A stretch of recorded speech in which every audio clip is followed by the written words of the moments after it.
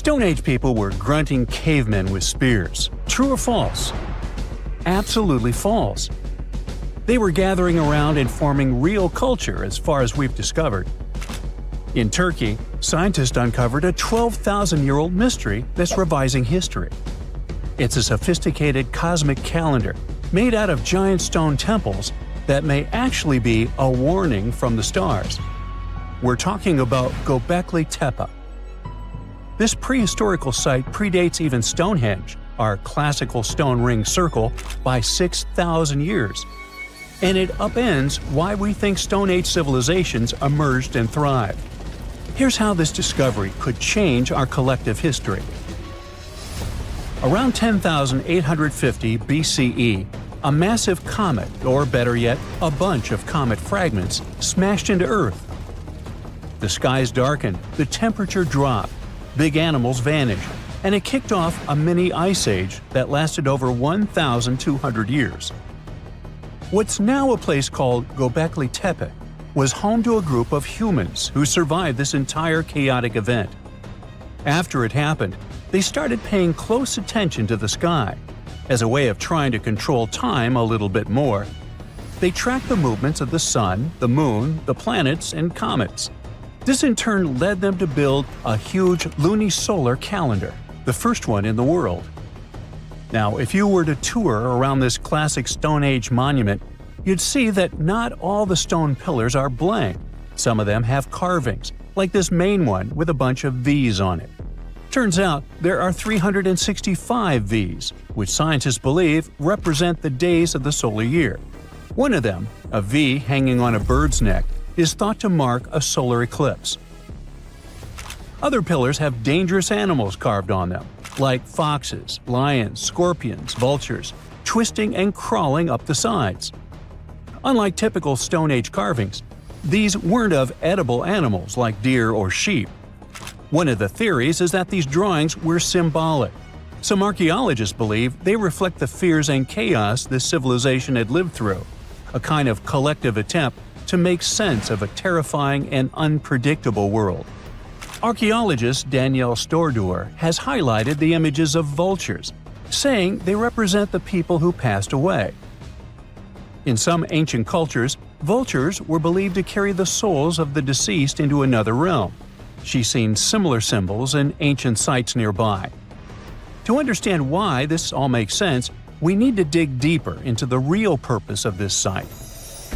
Göbekli Tepe was discovered in 1994 by German archaeologist Klaus Schmidt, who realized that the hill in southeastern Turkey wasn't just another Neolithic mound. Underneath it, his team uncovered massive stone circles supported by pillars weighing up to 20 tons. Radiocarbon dating puts the site at around 12,000 years old, making it the oldest known ceremonial structure ever built. I mean, it predates the Egyptian pyramids by over 7,000 years. This discovery shocked the archaeological world. At the end of the Ice Age, humans were supposed to be nomadic, surviving off wild plants and animals, not building sacred complexes with symbolic art, and giving birth to what we now classify as civilization. We usually think civilization starts with farming, then villages, then crops. But this site suggests something more surprising. Early humans may have come together not to grow food, but to worship. Schmidt found no signs of homes, hearths, or permanent settlement, just stuff used for rituals and gatherings. This has led researchers to believe that spirituality and communal rituals came first and that farming followed. Because to build something this massive, you'd need hundreds of people working together, which in turn would have sparked the need for food, organization, and social structure. In other words, the temple came first, then the village, then the farm. Now, Göbekli Tepe isn't just stirring debate because it's old. It's because it seems too advanced for its time, and that's where the more controversial theories start to emerge. Some researchers believe the builders of Göbekli Tepe weren't simply primitive hunter-gatherers experimenting with stone tools. They may have been the inheritors of ancient knowledge, remnants of a much older civilization that existed before the end of the last ice age. This idea ties into the Younger Dryas impact hypothesis, a theory that a comet struck Earth around 10,850 years ago, triggering a sudden and catastrophic climate shift. According to this view, the survivors of that event passed down their knowledge through symbolism, architecture, and oral tradition. And Göbekli Tepe could be one of the earliest attempts to preserve that memory. Now, if that's true, then the carvings at this site, especially the animal symbols on the pillars, aren't just decorative. They could be astronomical codes, tracking constellations and celestial events. But one pillar might hold the biggest secret of all. It's called the Vulture Stone, and it's freaking archaeologists out. On it, you'll find a strange combination of figures: a headless man, birds, and a scorpion. To the untrained eye, it might seem random, but some researchers believe these are ancient representations of constellations, like Scorpius among them, and that the headless man symbolizes a mass extinction event. Some even argue that this is the oldest known record of a comet impact, the one that triggered the Younger Dryas. And if you're wondering who this older lost civilization might have been, they are called Atlantis, or more neutrally, Civilization X. Theorists like Graham Hancock suggest that this advanced culture, destroyed in the chaos of the comet impact, passed fragments of its knowledge to survivors around the globe. In that case, Göbekli Tepe wasn't the start of civilization, it was the restart. Now, back to the stones. Pillar 43 may look like a celestial calendar at first, but when archaeologists recreated the sky patterns encoded in its carvings, they found a precise snapshot of the sky dating back over 13,000 years. It appears to show a meteor shower, a flood, and humanity's tragic end, aka the Headless Man. A snake rising from the ground might even symbolize tidal waves or destruction coming from below. But the story doesn't end there. Pillar seems to expand on the same disaster, the one they called the Terror of the Sky. You might see animals fleeing, waves, fire raining down. It paints a vivid picture of the meteor shower. But wait! While Pillars 43 and 56 may encode memories of a past catastrophe, Pillar 18 might be a forecast. That stone zooms in on the Aquarius constellation. If this sounds familiar, maybe it's from the phase Age of Aquarius, which is the age we're living in now. Some enthusiasts believe this may be a warning for us, and may be telling us that a similar meteor shower will hit Earth and thus you and me and us. I mean, chills! But hey, that's the kind of mystery that makes Göbekli Tepe so captivating. Today, archaeologists know that Göbekli Tepe was part of a much larger sacred complex, now known as Taş Tepeler, a network of ancient sites across the region, each with its own secrets and structures, but connected by shared patterns and motifs. In 2019, excavations began at this sister site, just 40 miles from Göbekli Tepe, known as Karahan Tepe. And here's the twist. Some researchers believe Karahan Tepe might be even older. Unlike Göbekli Tepe, which appears to have been primarily ceremonial, Karahan Tepe has signs of domestic structures like walls, tools, and perhaps even homes. And that changes everything. Because whether these sites were the work of highly sophisticated hunter-gatherers or survivors carrying the fragments of a lost pre-Ice Age civilization, one thing becomes clear. Our ancestors weren't just surviving. They were planning, tracking, and predicting. They were far more capable, curious, and connected to the universe than we ever gave them credit for. Scientists just uncovered what's basically Earth's own version of a dinosaur fossil hidden deep under the ocean near Easter Island. It's like finding a time capsule from 200 million years ago, revealing secrets of our planet's very ancient history. Earth's surface is made up of giant pieces, like puzzle pieces, called tectonic plates. These plates are slowly moving around all the time. Under these plates, there is a super hot layer called the mantle. and this layer is what helps the plates move. In September 2024, a team of geologists finally published the groundbreaking discovery that mentioned this ancient megastructure. This old piece of ocean floor might be connected to why the ocean floor is spreading apart faster in some places than in others. To figure this out, scientists use sound waves, known as sonars, to create a sort of map of what's happening deep underground. What they found was weird. There's a blob of stuff under the Nazca Plate, a plate near South America, that's moving much slower than it should be. Now, normally, when plates move, some of the material sinks into the earth like a conveyor belt. But in this case, it's going slower than expected, like it's getting stuck on something. That something could be an ancient part of the ocean floor that got pushed down into the earth about 250 million years ago. This discovery is like finding a fossil deep inside the earth that shows us what things were like a really long time ago. When the ocean floor spreads apart, it's because two tectonic plates are moving away from each other. In the middle of the ocean, there's a long crack or ridge when this happens, kind of like a seam in the earth.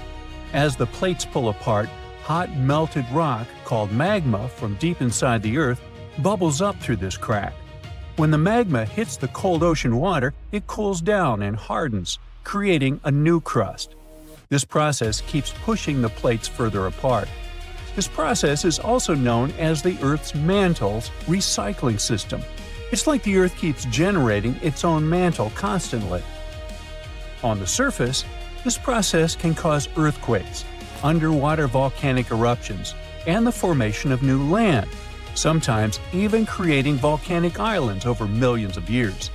The cracks where this spreading happens are called ocean ridges, and one of the most famous ridges is the one we're talking about now, the East Pacific Rise. It's famous because it's spreading faster than most ones. This new discovery helps to explain why this may be so. You see, this huge megastructure sort of serves as a time capsule. Since the Earth's mantle is constantly changing and being created, finding a fossilized version of it is making scientists go bananas. It shows us what Earth looked like millions of years ago, back when the continents were in different places and our buddies dinosaurs roamed the planet. This ancient chunk of ocean floor also helps us understand how tectonic plates have moved through history. Although we usually hear and talk about Pangaea, the first supercontinent to exist on Earth was actually called Valbara. The shifting and moving of these tectonic plates are actually what gave rise to the continents we know and live in today. This huge fossil can also help to improve our knowledge of the so-called Earth's mantle's recycling system. By learning how this huge piece of crust got stuck and slowed down, scientists can better predict things like volcanic eruptions and earthquakes. Plus, it might even help us understand how other planets, like Mars or Venus, work beneath their surfaces. Well, I'd say science has a lot on its plate now. Pun intended. Other surreal stuff is constantly being found at the bottom of the oceans, seas, and lakes. Like this underwater Stonehenge. Scientists discovered a mysterious pile of cairns that stretched for miles under the shimmering waters of Lake Constance at the edge of Switzerland, Germany, and Austria. Archaeologists began to discover this back in 2015, and they haven't been able to understand what the site was actually used for. What they know until now is that there is a 12-mile line of 170 man-made stone cairns submerged under Lake Constance. Scientists say this was most likely the work of several villages, and that the cairn site was probably used for some collective purpose. The formations are huge, some of them are several dozen feet wide, and they can build up to 6 feet. The site probably dates back to 5,500 years ago. Now, it's no coincidence that scientists are calling this site the underwater Stonehenge, though. Both sites are believed to have been built around the same period of time. You see, Stonehenge dates back to around 3100 BCE. And also, both sites carry the distinct characteristics of stone monuments built in a circular format. Let's say they're like cousins. Meanwhile, in 2007, archaeologists found what looks like another mini version of Stonehenge underneath Lake Michigan. It's about 40 feet underwater, and this circle of stones is believed to have been created by indigenous people. They would have built it during the last ice age, when the lake wasn't even filled with water.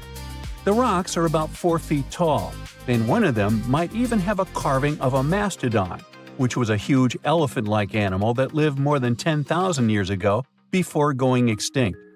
If the carving is real, it could help scientists figure out just how old this site really is. What makes this even more mysterious is that nobody knows why the rocks were arranged in this way. But since a similar stone structure was found on Beaver Island nearby, experts think it's no accident. They were definitely placed there on purpose. The stones form two rings. The outer one is about 40 feet wide, and the inner one is about 20 feet wide.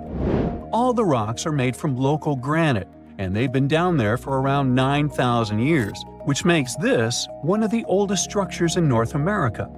To give you an idea of how ancient that is, these stones were set up long before the famous Stonehenge in England, which wouldn't be built for another 4,000 years. Now, all the way over in Japan, this mysterious structure was unearthed. At first, it looks like an underwater Machu Picchu. The site is filled with a huge pyramid-shaped structure, arches, staircases. It's something that could have easily been a palace or a castle. Behold, the Yonaguni monument. It also goes by the name of Japan's Atlantis. The entire monument is about the size of 5 football fields and the height of a 5-story building. Its most surprising structure is its expansive terraces that host large crowd gatherings. Explorers and scientists believe that Yonaguni dates back to 10,000 years ago. But whether it is a human-made structure or a natural formation is still under debate. For Japan's top marine geologists, Yonaguni is the heritage of a lost civilization. This guy has dived into exploring the ruins over 100 times over the past 10 years. According to him, there are clear signs of human activity down there. The triangle pool, located on the monument's surface, is a triangle-shaped concave that is a historical symbol of water fountains in the region. There's also a giant turtle carved on the eastern side of the structure, which has an important cultural meaning. Several pieces of stone tools have been recovered from the site. Their estimated age dates back to 10,000 years ago. However, not all scientists are convinced of this explanation. For many, Yonaguni is the result of thousands of years of erosion. The fact that the monument is composed of one massive rock leads them to believe it is not human-made. The defined edges and flat surfaces resemble a natural formation occurrence in Northern Ireland known as Giant's Causeway. A series of interlocking basalt columns look like the ruins of a palace, but they were the result of volcanic activity in the region.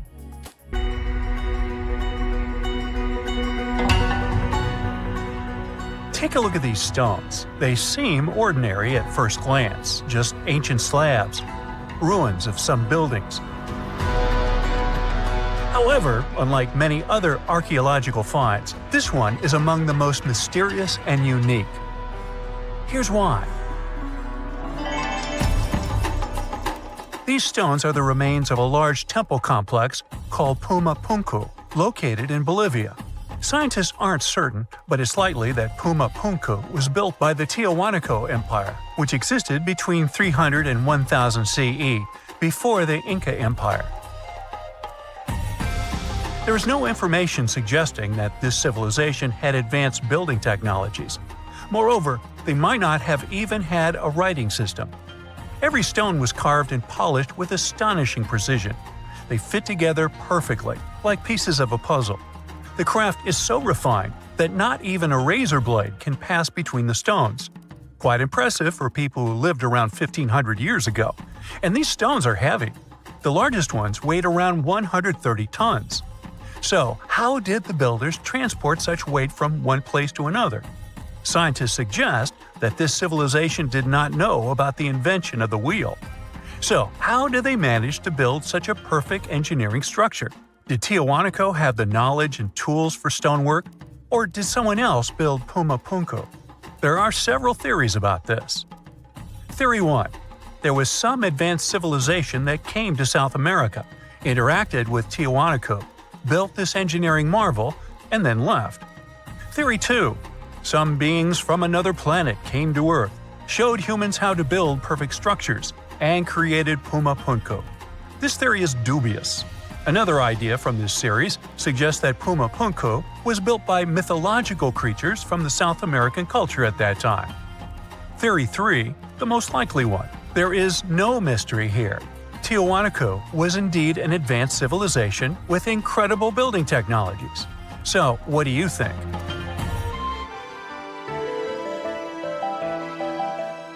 Okay, we've seen some pretty rectangular stones used for building a temple. How about perfectly round stones for studying the starry sky?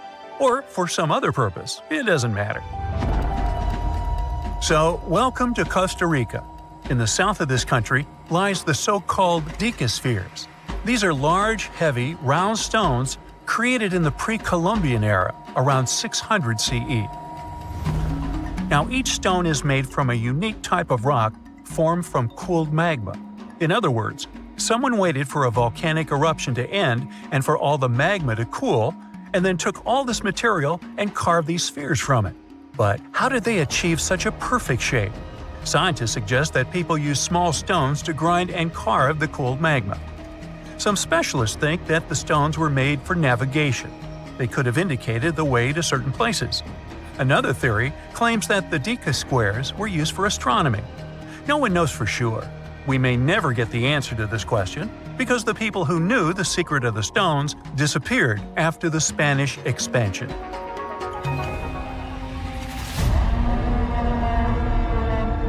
So, let's continue our journey.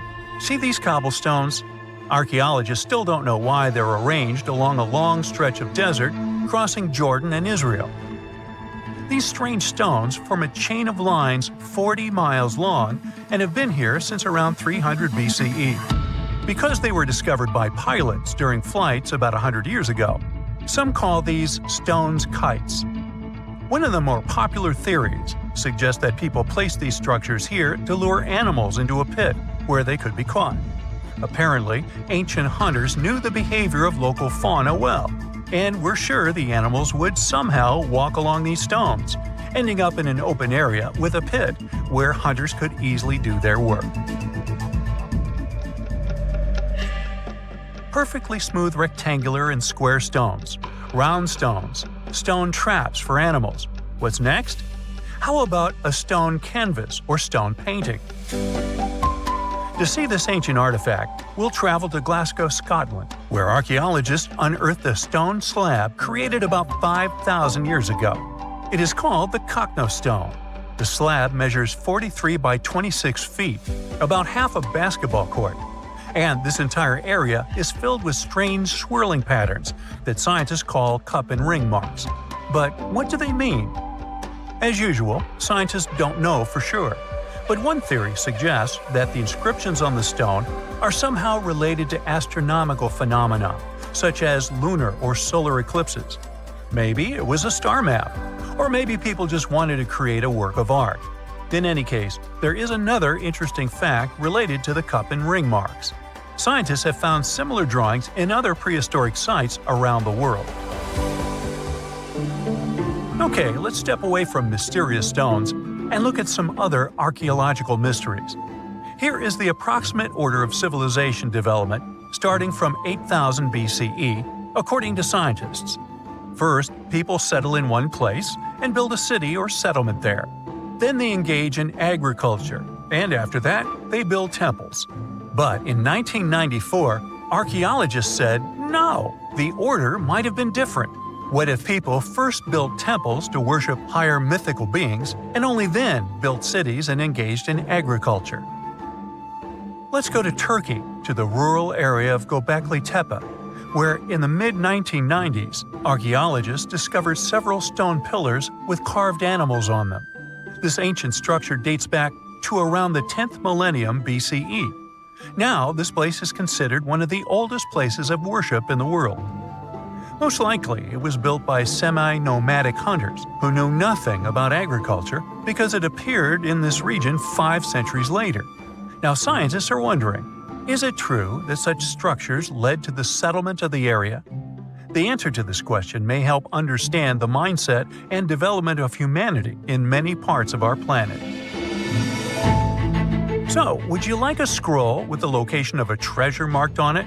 You could say you already have one. Check it out yourself. Just Google the Copper Scroll Treasure. Download a high-resolution photo of the scroll and follow the instructions. Oops! The instructions are written in an incomprehensible language. Scientists have been trying to decipher this message since the scroll was discovered in 1952 in Qumran, and the answer is still not found. According to one theory, the scroll contains information about a large amount of silver and gold. But even if the treasure does not exist, this artifact is still quite interesting to study. It was created around 2,000 years ago, during the time when the Roman Empire ruled over the settlement of Qumran. Perhaps the local residents hid their valuables from the Roman legionnaires and left such a map for their descendants. When you approach this archaeological wonder, you won't notice anything. But if you rise into the air and look down at the ground, you'll see amazing patterns created by the people of the Nazca culture. This discovery is called the Nazca Lines. Pilots and passengers of commercial aircraft first noticed them in the 1920s and 30s during flights over Peru. These large drawings consist of geometric lines, complex images of animals, and whimsical figures. More than 2,000 years ago, people removed part of the surface soil of this land and created these patterns. But why? The Nazca Lines continue to captivate researchers and enthusiasts alike. Recent technological advancements, such as drone imagery and satellite mapping, have provided new insights into these enigmatic formations. Some researchers are now exploring the possibility that the lines serve multiple purposes, including communication with someone not from our world. And to some extent, this is true. Some scientists believe that the Nazca Lines were a ritual method for communicating with the deities of the Nazca civilization. Studying these archaeological wonders not only enriches our knowledge of the past, but also inspires us to appreciate the ingenuity and creativity of the human spirit. Hey, you've heard of Stonehenge? Of course you have. Big rocks mysteriously mounted in circles on a plain in England by, somebody. But what if England's Stonehenge is only a replica of another monument, and its builders just crossed the Atlantic and copied what someone had already done elsewhere? Well, it turns out researchers found another Stonehenge underneath the waters of Lake Michigan. This lake is a hotspot for woo-woo unexplained things. A bunch of disappearances, plane crashes, and now this. An ancient underwater monument that looks strangely enough like Stonehenge. We couldn't help ourselves and needed to dive deep into the story. A ring of massive stones, arranged in a way that felt all too familiar. They saw 2 circles, an outer one and an inner one, sitting 40 feet below the surface. But this wasn't just a random pile of rocks. These stones had been placed there, purposefully, by human hands.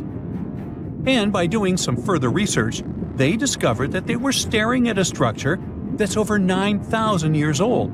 Think about it. This Stonehenge beneath Lake Michigan predates the pyramids. It predates Stonehenge itself by about 4,000 years. All of this information was enough to startle scientists at Northwestern Michigan University. But that was before they found this out. One of the stones had a carving, a faint but clear petroglyph of a mastodon. Mastodons kind of look like the ancestors to our modern-day elephants, but they have been extinct on planet Earth since 10,000 years ago. So, whoever built this underwater Stonehenge needed to be alive at the same time these creatures roamed our planet. This discovery raised many questions among scientists.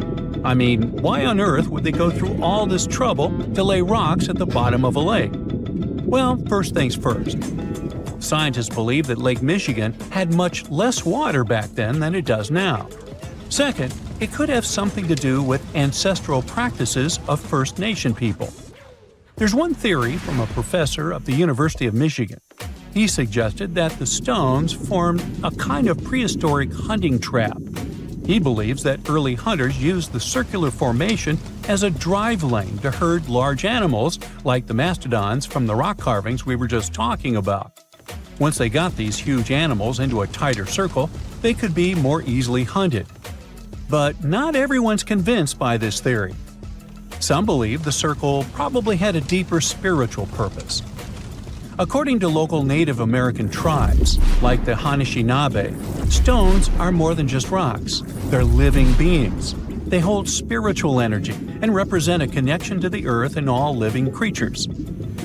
An elder from the Anishinaabe community even suggested that these stones are sacred, placed there by their ancestors to honor the land and its creatures.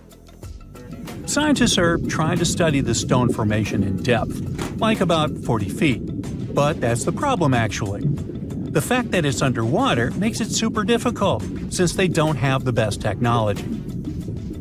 Traditional archaeological tools don't work as well when everything is submerged, but promising new technologies like stereophotogrammetry, which literally means making 3D models of a site, are helping scientists study the stone circle more closely. Still, research is slow and expensive, so it's hard to know when this mystery will come to a close. As we said, Lake Michigan is a hot spot for unexplained phenomena. Its lakebed is filled with shipwrecks, such as the Thomas Hume, a sturdy American schooner. It also collects debris from airplanes that have suddenly gone missing while flying the area, such as Northwest Airlines Flight 2501 that disappeared in the 1950s. Some people even call the area the Lake Michigan Triangle, suggesting paranormal activities like what happens in the Bermuda Triangle might be going on. The lake spans over 22,000 square miles, which means it's almost two-thirds the size of the country of Ireland. In 2024, scientists were able to access another one of Lake Michigan's mysteries, the wreck of the Margaret A. Muir schooner. This 130-foot-long sailing ship sank over 130 years ago. The discovery was announced just recently by the Wisconsin Underwater Archaeological Association, the WUAA, whose team found the shipwreck sitting 50 feet below the surface just off the shores of Algoma, Wisconsin. Built in 1872, the Margaret A. Muir was a three-masted schooner built to carry heavy cargo across the Great Lakes. Her final voyage started out as a routine trip. Loaded with bulk salt, the ship left Bay City, Michigan, heading for South Chicago, Illinois. But on September 30th, 1893, things took a bad turn. Just as the Muir approached the town of Annapolis, now known as Algoma, a sudden storm hit. The ship began taking on water fast. The captain of the boat ordered his crew to abandon ship, and thankfully, they all made it to shore safely. For more than a century, the wreck sat undisturbed on the lakebed, its location a mystery. But thanks to a combination of historical research and high-resolution sonar, WUAA searchers finally found her in May of last year. The wreck is remarkably well preserved, with parts of the deck and gear still visible. Well, just a few lakes over to the left, researchers uncovered another impressive thing. At the bottom of Lake Mendota, near Madison, Wisconsin, researchers found 11 ancient canoes. They believe the oldest of the canoes dates all the way back to 2500 BCE. Now, if you don't get why that's important, it's because you're thinking with today's head. If in a classic Midwest highway you see a bunch of pickups, then back in the ancient days you see only canoes. They were the main mode of transportation for indigenous cultures. They were used to fish in deep waters, trade goods, and travel long distances. The reason why scientists were so excited with its discovery is because they had never found any proof of what canoes were being used for in this region back then. And to understand the local cultures that inhabited the area during this time period, they needed to have some information on that. This exciting discovery was announced by the Wisconsin Historical Society in May 2024. The first canoe, which they believe is around 1,200 years old, was pulled from the lake in 2021. Then a second one was dug up in 2022. And now divers have found at least 11 more canoes along what would have been an ancient shoreline, long since submerged. One theory is that these canoes were intentionally sunk to keep them from freezing or warping in winter. It's possible people stored them in the same spot for generations. Or maybe this is just a small part of a much bigger settlement. Historians do believe there could be an ancient village hidden under the water of the lake. Divers have already found stone tools, like net sinkers used for fishing, but the village itself hasn't been located yet. Truth is, while the Great Lakes often steal all the thunder, scientists point out that smaller lakes like Mendota have stories too. The Wisconsin Historical Society is working closely with Native nations to piece together more about the lake's history. You'll need to believe me when I say there is a third Stonehenge, all the way under the waters of Lake Constance, Switzerland. I mean, think of it like Stonehenge's cousin. Archaeologists began to discover this back in 2015, when they found a line of 170 man-made stone cairns under the lake. Scientists say this was most likely the work of several villages, and that the cairn site was probably used for some collective purpose because, well, the formations are huge. Some of them are several dozen feet wide, and they can build up to 6 feet. The most amazing discovery so far is that the site dates back to around 5,500 years ago, so around the time the original Stonehenge was being built. Some of the facts that link them together are their construction dates, as well as the distinct characteristic of stone monuments built in a circular format. Scientists don't know much about this site yet, but hey, I see a pattern manifested all over the world, don't you? Imagine you've booked a tour through the jungles of Costa Rica. All of a sudden, you stumble upon a huge stone sphere, nearly the length of a king-sized bed in diameter. How on earth did it end up there? And what does it symbolize? You immediately ask your guide. He's not as amazed as you are, and tells you that there are actually several hundreds of them scattered across the south of the country. The mysterious stone spheres don't have an official name. The locals simply call them las bolas, which means balls in Spanish, while historians refer to them as Diquis spheres, after the culture that produced them.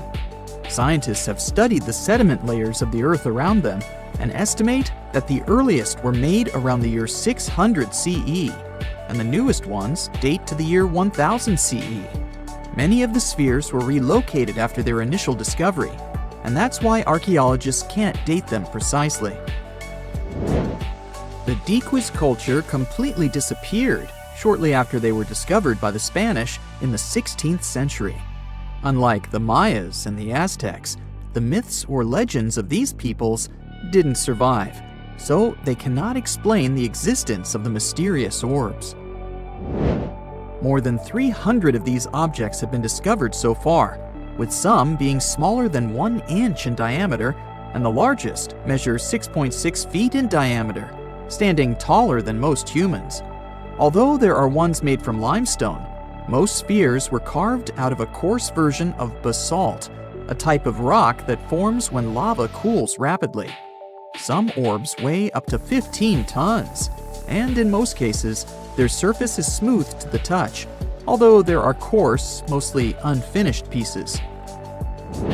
If we throw away the theory that river erosion naturally sculpted the spheres, the ancient people seem to have created them by hammering boulders with other rocks. Once they got the rough shape they were aiming for, they would polish the rock to perfection, using techniques such as controlled fracture and grinding. The mysterious spheres are located in the Diquis Delta, on the coast of the Pacific Ocean.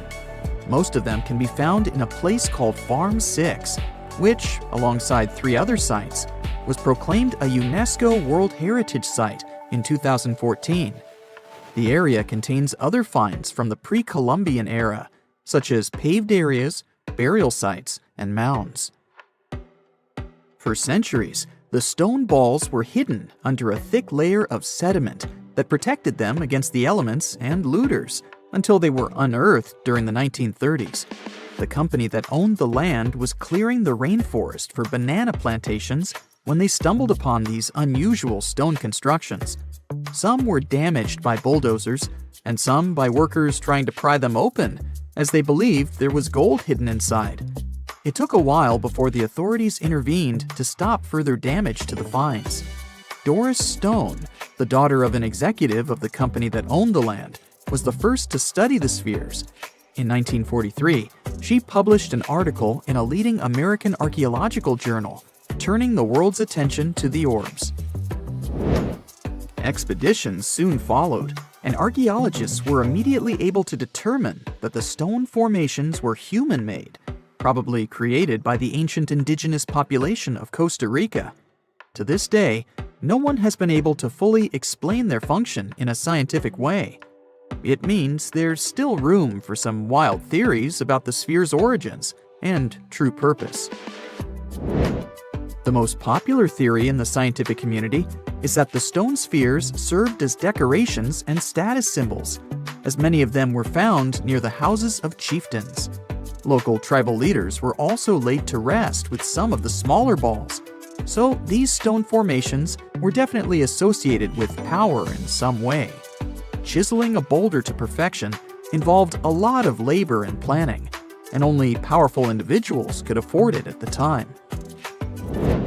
The other popular theory is that the boulders were used for astronomical observations.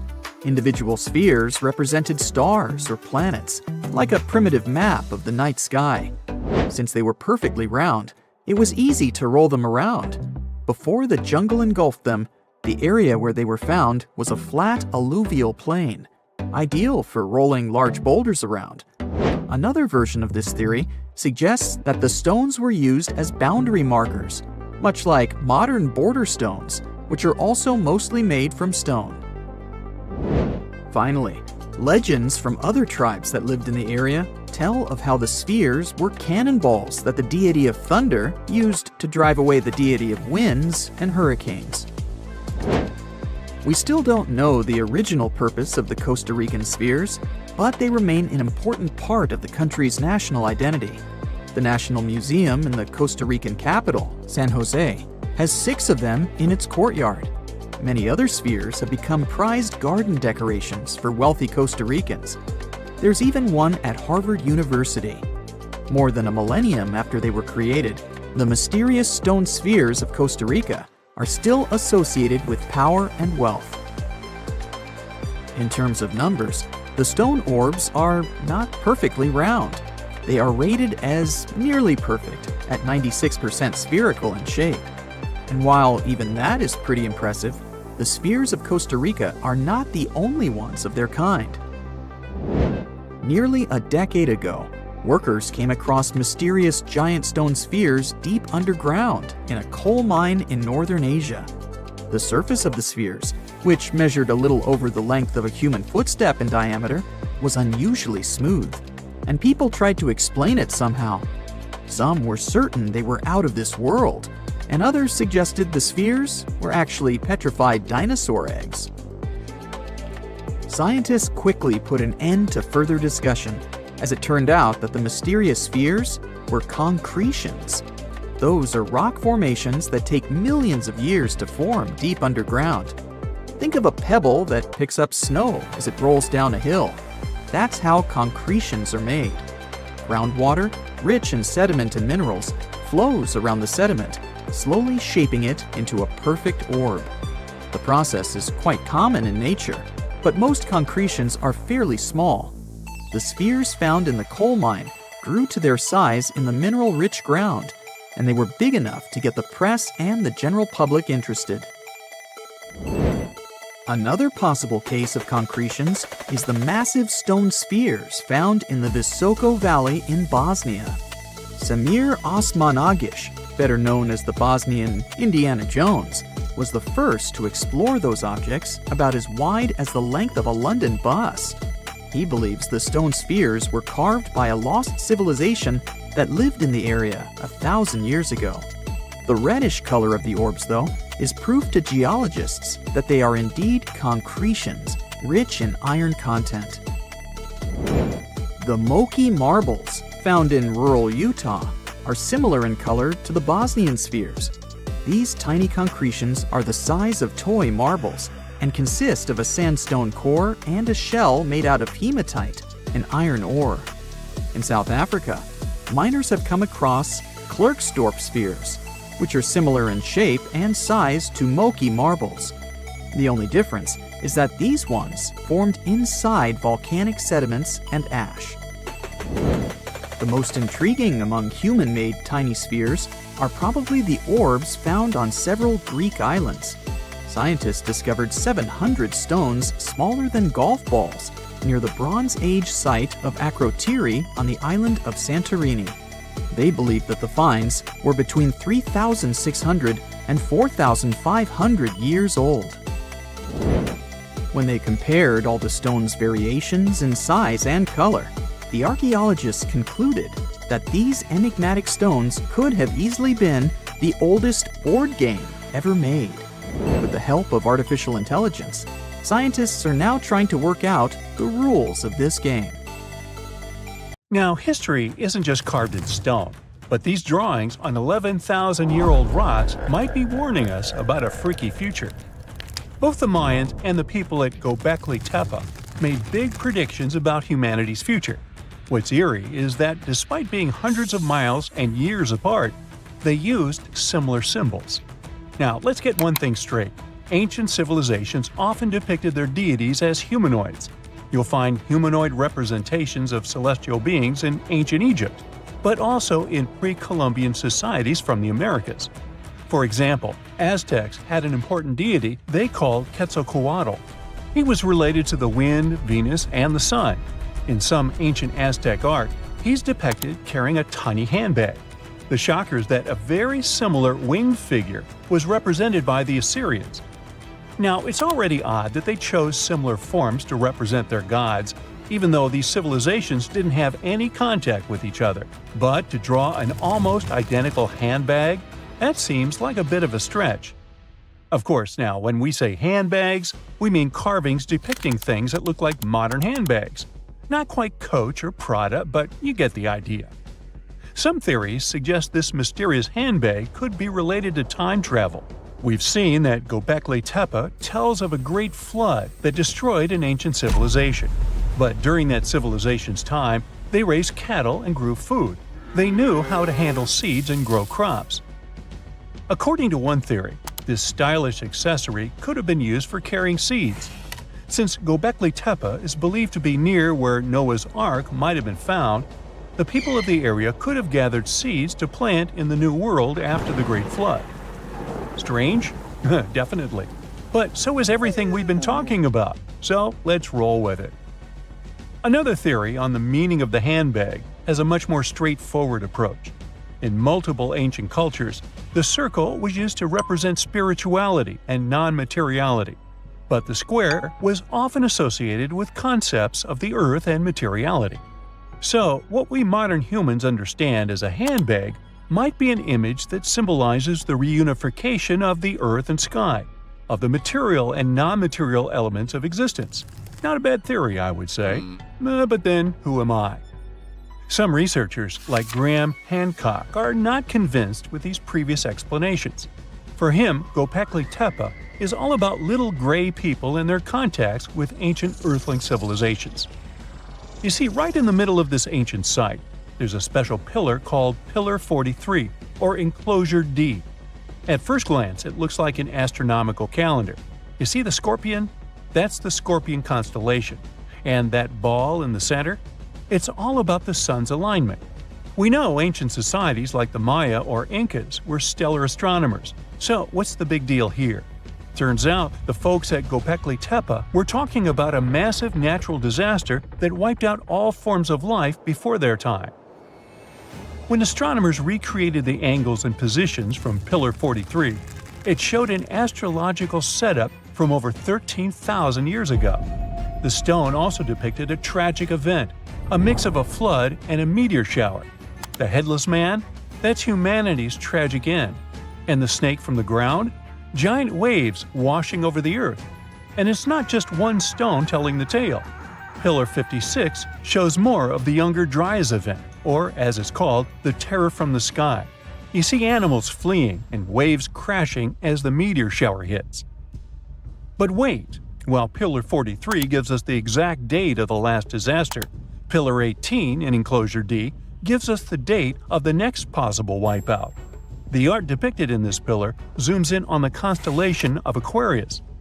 Now, you might have seen the movie The Age of Aquarius or heard some woo-woo theories about how we're entering this phase right now. You see what I'm driving at? Göbekli Tepe might be giving us the date of the next disaster so that we have time to prep for it. These images could be a survival guide for humanity. Or not. Now, this would be bananas if it weren't for one piece of evidence. Let's check the facts. The Enki comet, discovered in 1786, used to be part of a megacomet, 100 miles wide, made of ice, metal, and rock. It broke up and formed a debris field. Now, instead of one huge comet, we've got millions of smaller ones. When the Earth passed through that debris, the folks at Göbekli Tepe saw a firestorm of comets, all coming from the Aquarius constellation, just like on Pillar 43. Now, here's the supposed scary part. We pass through that same debris field every year. If you're watching this in September, October, or November, we're flying through it right now. It could happen that these debris fall onto the surface of the Earth all over again, repeating history. But so far, that's just a theory.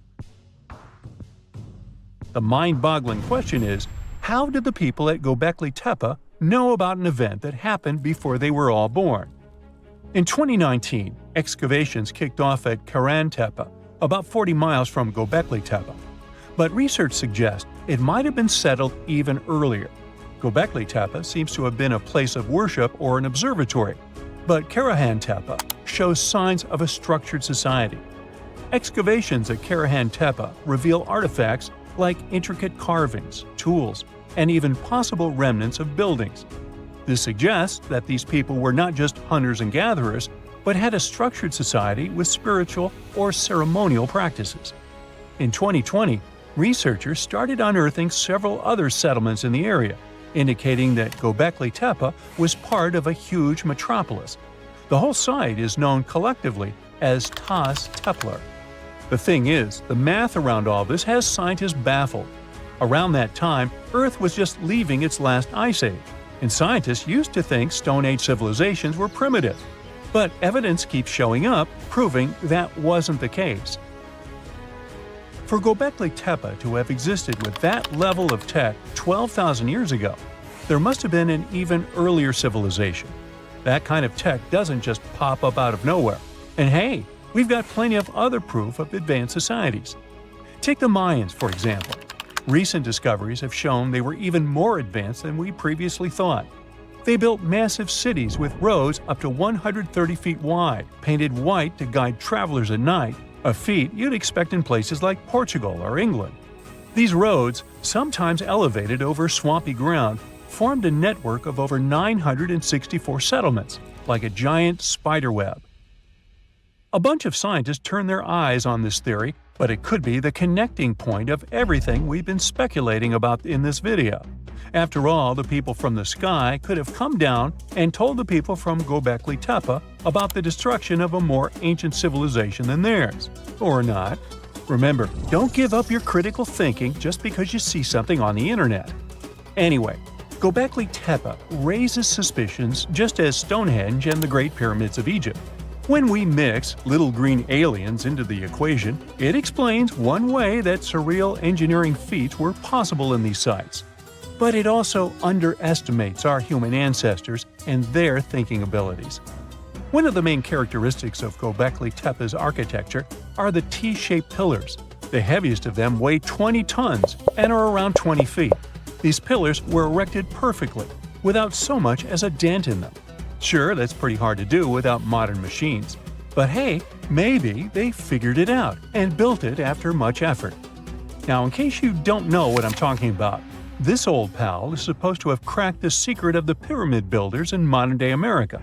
He used it to build his own castle and other mesmerizing structures.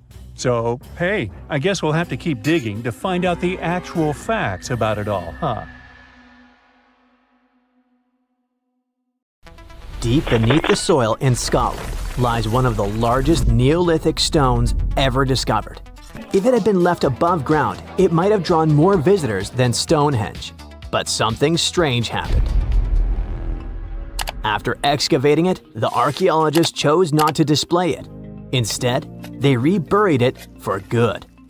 Whatever they felt, whatever they saw, it was enough to seal the stone back into the earth. Why, though?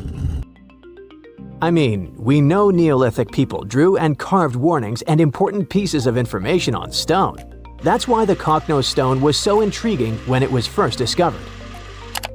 It all began with Reverend James Harvey, a local minister who stumbled upon this enormous slab back in the 1880s near Clydebank, just outside Glasgow, Scotland. The stone was a typical sandstone, like the ones you'll find in Stonehenge. But it was a smooth type of sandstone that worked as a canvas.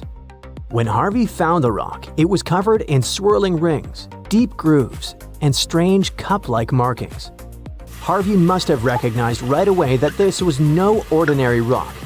It was a message from thousands of years ago. As a matter of fact, it was a message straight from 3000 BCE. Cockno means little cups in Gaelic. The ones who named it were literally describing what they were seeing, rings upon connecting rings. These drawings have sparked so many theories. Some experts see them as the earliest forms of written language, like abstract codes that predate words. And then there are those who think the stone holds a map of the sky, a way for Neolithic people to track the sun, moon, and stars. Like the pyramids of Giza, which some people believe are hauntingly aligned with the constellation of Orion. The cups and markings on the cocknose stone could be aligned with some special constellation. The most bizarre theory is the one that says the stone was used as a portal. One of the scientists says that locals believed that the drawings could indicate this was a place to be reborn, a place where people could sink into the earth, only to be born again. In this life or in the afterlife. If that were true, maybe that's why they hid it, right? Not quite. In the 1930s, an archaeologist named Ludovic Mann heard about the rock and decided to visit it. This guy had an unusual idea and decided to take paint to the site and paint over the markings on the stone's surface. His weird idea had a deeper meaning though. He was trying to connect the dots, literally, and see if the stone worked as an ancient astronomical chart. He thought the carvings might predict solar and lunar movements, even eclipses. Some say that actually what man did was vandalize the slab of stone. That's maybe why archaeologists decided to rebury the stone back in 1965. They noticed markings of graffiti and erosion from the climate and agreed that it was best kept safe under the ground. The cocknose stone stretches roughly 43 feet by 26 feet. That's almost the size of a bus. What sets the cocknose stone apart from other slabs of rock is how clear and complex its carvings are. Many scientists call it one of the best examples of this prehistoric art in all of Europe. The patterns that show up there can also be found at various Neolithic sites across Europe and beyond, such as Greece, France, Australia, Spain, Italy, and much more. They all share similar cup and ring markings. To be clearer, this type of prehistoric art is also known as a petroglyph. Petroglyphs are carvings made by prehistoric people right into the surface of rocks. Instead of using paint, they chipped, scratched, or pecked at the stone to create images like animals, symbols, spirals, or scenes from daily life. Yet despite all the attention, no one has cracked the code on the cocknose stone. Instead, this is what happened. For a while, it rested quietly beneath the soil until it was dramatically unearthed back in 2016. I say dramatically because this decision shook the archaeological community. Archaeologists from the University of Glasgow decided to reopen the site to study the rock once again. But this time, instead of exposing it to the elements, they used drones and high-tech 3D scanning to capture every groove and swirl with shocking detail. The team created a digital replica so precise it could be studied without ever touching the real thing ever again. This new approach gave hope that one day the Cocknose stone might finally reveal its secrets, or at least help us understand what Neolithic people thought was worth carving into stone and hiding beneath the earth. But this digital resurrection came with a price. The real stone, vulnerable after centuries underground, had to be buried once more, shielded from the various hands and, let's face it, smelly feet of the modern world. Now, the Cocknose stone sleeps once again beneath the Scottish soil.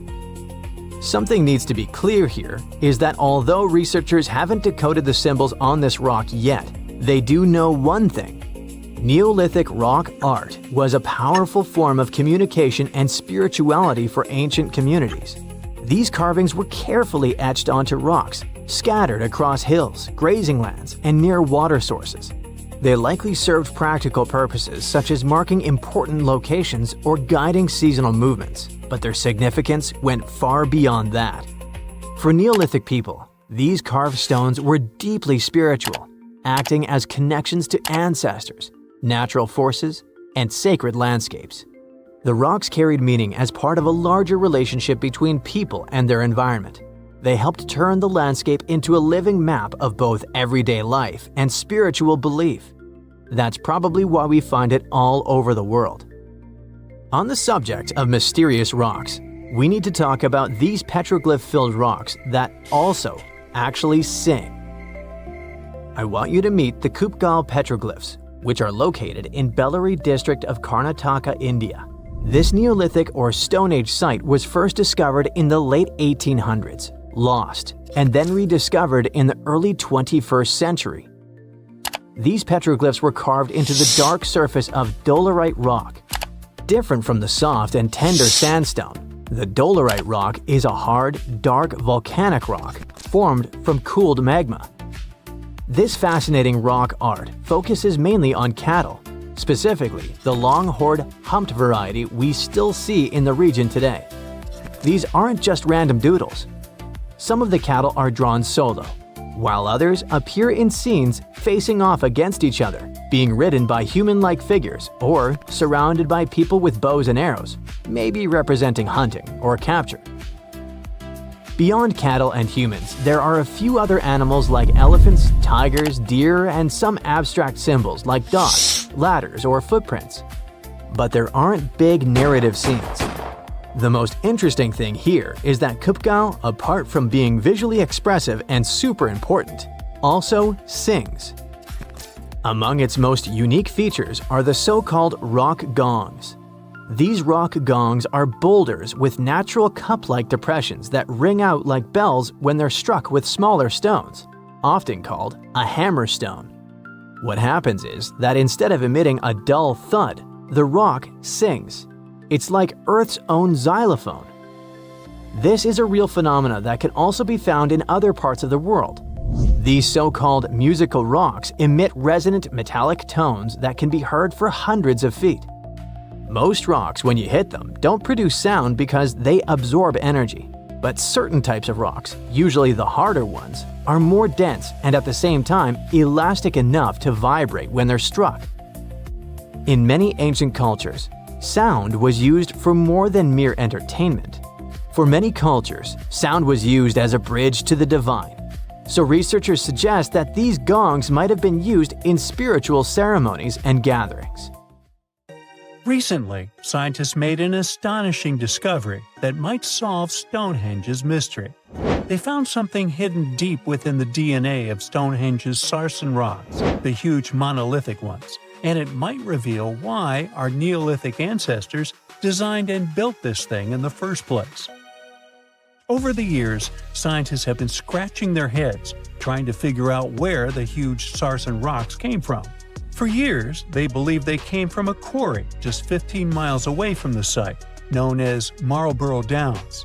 At this site, they found similar minerals to the ones that make up the Sarsen rocks, but it turned out there was more to this story than they thought.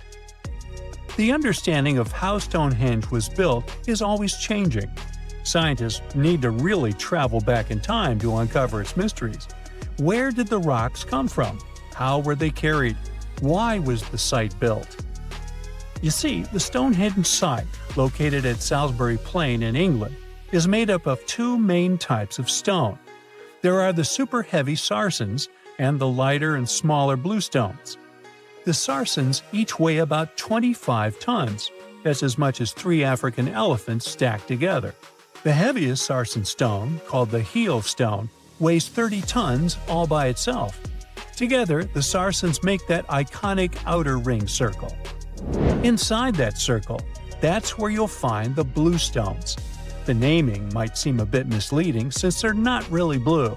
They have a bluish tinge to them when they are freshly broken, hence the name.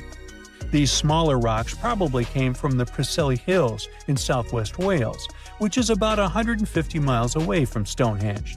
They're a bit lighter than the Sarsens, but still pretty heavy. The altar stone, which is classified as a bluestone, is the heaviest one, weighing around 6 tons. Its original location still isn't known for sure. To figure out where a rock came from, scientists first have to study their composition. This is like checking the rock's DNA. Then they cross-reference the structure of the rock with minerals in the soil to see if it's a match. Most of the Sarsens we see around southern England are actually made of a type of sandstone known as silcrete. Think of silcrete as sand that's been hardened by underground water processes over millions of years. This process mostly happened during a period called the Paleogene, about 65 to 23 million years ago. These Sarsen rocks didn't form in one big slab, but in patches, like nature leaving little rock gardens all over the place. Scientists reason the Sarsens spread out randomly, forming in isolated pockets. Over time, many were buried under layers of clay and chalk, which helped preserve them. When ancient builders were on the lookout for materials, these Sarsens must have looked perfect for something impressive like Stonehenge. Actually, Sarsens have been used in everything, from Roman villas to medieval churches, and even in things like road curbs and old field walls. One could say these rocks were the it material for ancient builders, and continue to be popular even into more modern times. This fact made scientists start wondering that maybe not all Sarsen stones that were used to build Stonehenge came from the same place. They've identified Sarsen sites all over the UK, in places such as Oxfordshire and Kent. After hundreds of years of studying the Sarsens, geologists finally had the right type of technology to determine the origin of the stones. Now, I wish I could tell you that it was some undisclosed location very far away from the site. But, as it turned out, the Sarsens were originally from Westwoods, the forest near Stonehenge. A new factor came into play when excavations uncovered empty stone holes, showing that at least 6 bluestone pillars were removed from a Preseli Hills site called Wan Main in prehistory. They had a stone circle over there, and it's believed that some of Stonehenge's rocks were recycled rocks from this more ancient circle. If this is true, it might be that Stonehenge is part of a much larger landscape of ancient sites. If this is the case, then Stonehenge is just the cherry on top of a much larger scale project. Think of it as the sacred centerpiece of an entire landscape of monuments, mounds, stone circles, and things. This is why scientists want to find out where the rocks came from so badly. It could lead to why and how Stonehenge was built. Now, Stonehenge didn't just pop up overnight. It was built in several stages over hundreds of years. It's likely that it wasn't a single unified vision, but more like a big community project that evolved over time. With each generation, the builders brought in their own ideas, creating a stone structure that would last for ages. The first stage was around 3100 BCE. That's when people dug out a circular ditch and likely set up some bluestones as sort of a starter ring. Later, they added the Sarsens and even topped some of them with horizontal stones to form those famous arches you see today, also known as the trilithons. These ancient builders had some challenges on their hands. How would they move the rocks? There's an old theory known as the ice road that suggests that the rocks were moved by natural icy pathways that formed during the winter. This way, they could slide the rocks down all the way to Stonehenge. But hey, if we're talking about a distance of over 100 miles, that's not too realistic. Anyways, this theory was debunked because it was warmer back then than it is today. There's also the river theory, which suggests that the rocks were floated along the river from the quarry to the site. But if we're talking about Sarsen rocks, they're too heavy to float. So there goes that theory. What we're saying is, no one knows how the rocks were moved. Another interesting science tidbit came from all the research done in Stonehenge. A recent laser survey of the stones revealed the different stone working methods used, and has shown that some of the parts of the monument were more carefully finished than others. In particular, the northeast side and the inner faces of the central trilithons were finely dressed. FYI, a trilithon is one of Stonehenge's most famous shapes. It's when two huge monoliths receive a third one on top of them, connecting the two together. This fancy word is simply Greek for having three stones. But anyways, the bigger question, and the reason Stonehenge is so famous, is why it was built in the first place.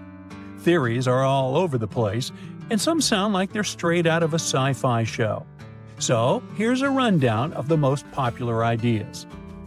There's, of course, the solar calendar theory. This one supposes that the stones are aligned with the movements of the sun, especially during the summer and winter solstices. During the summer solstice, the sun rises to the left of the heel stone, that's the lone stone outside the main circle, lighting up the entire monument. Some say it's the ancient version of a calendar, marking the year's longest and shortest days. Some archaeologists think Stonehenge might have been an ancient healing center. Pieces of bluestone have been found chipped away, possibly by people who believed they had healing powers. The theory goes that people traveled from all over to come to Stonehenge in hopes of a cure for whatever was ailing them. There's also some speculation that Stonehenge was the place to be. Think of it as an ancient gathering spot. Some evidence suggests that communities from distant areas traveled to Stonehenge for gatherings, feasts, and ceremonies. Studies of bones found near the site show they came from all over Britain, making it a sort of prehistoric meetup location.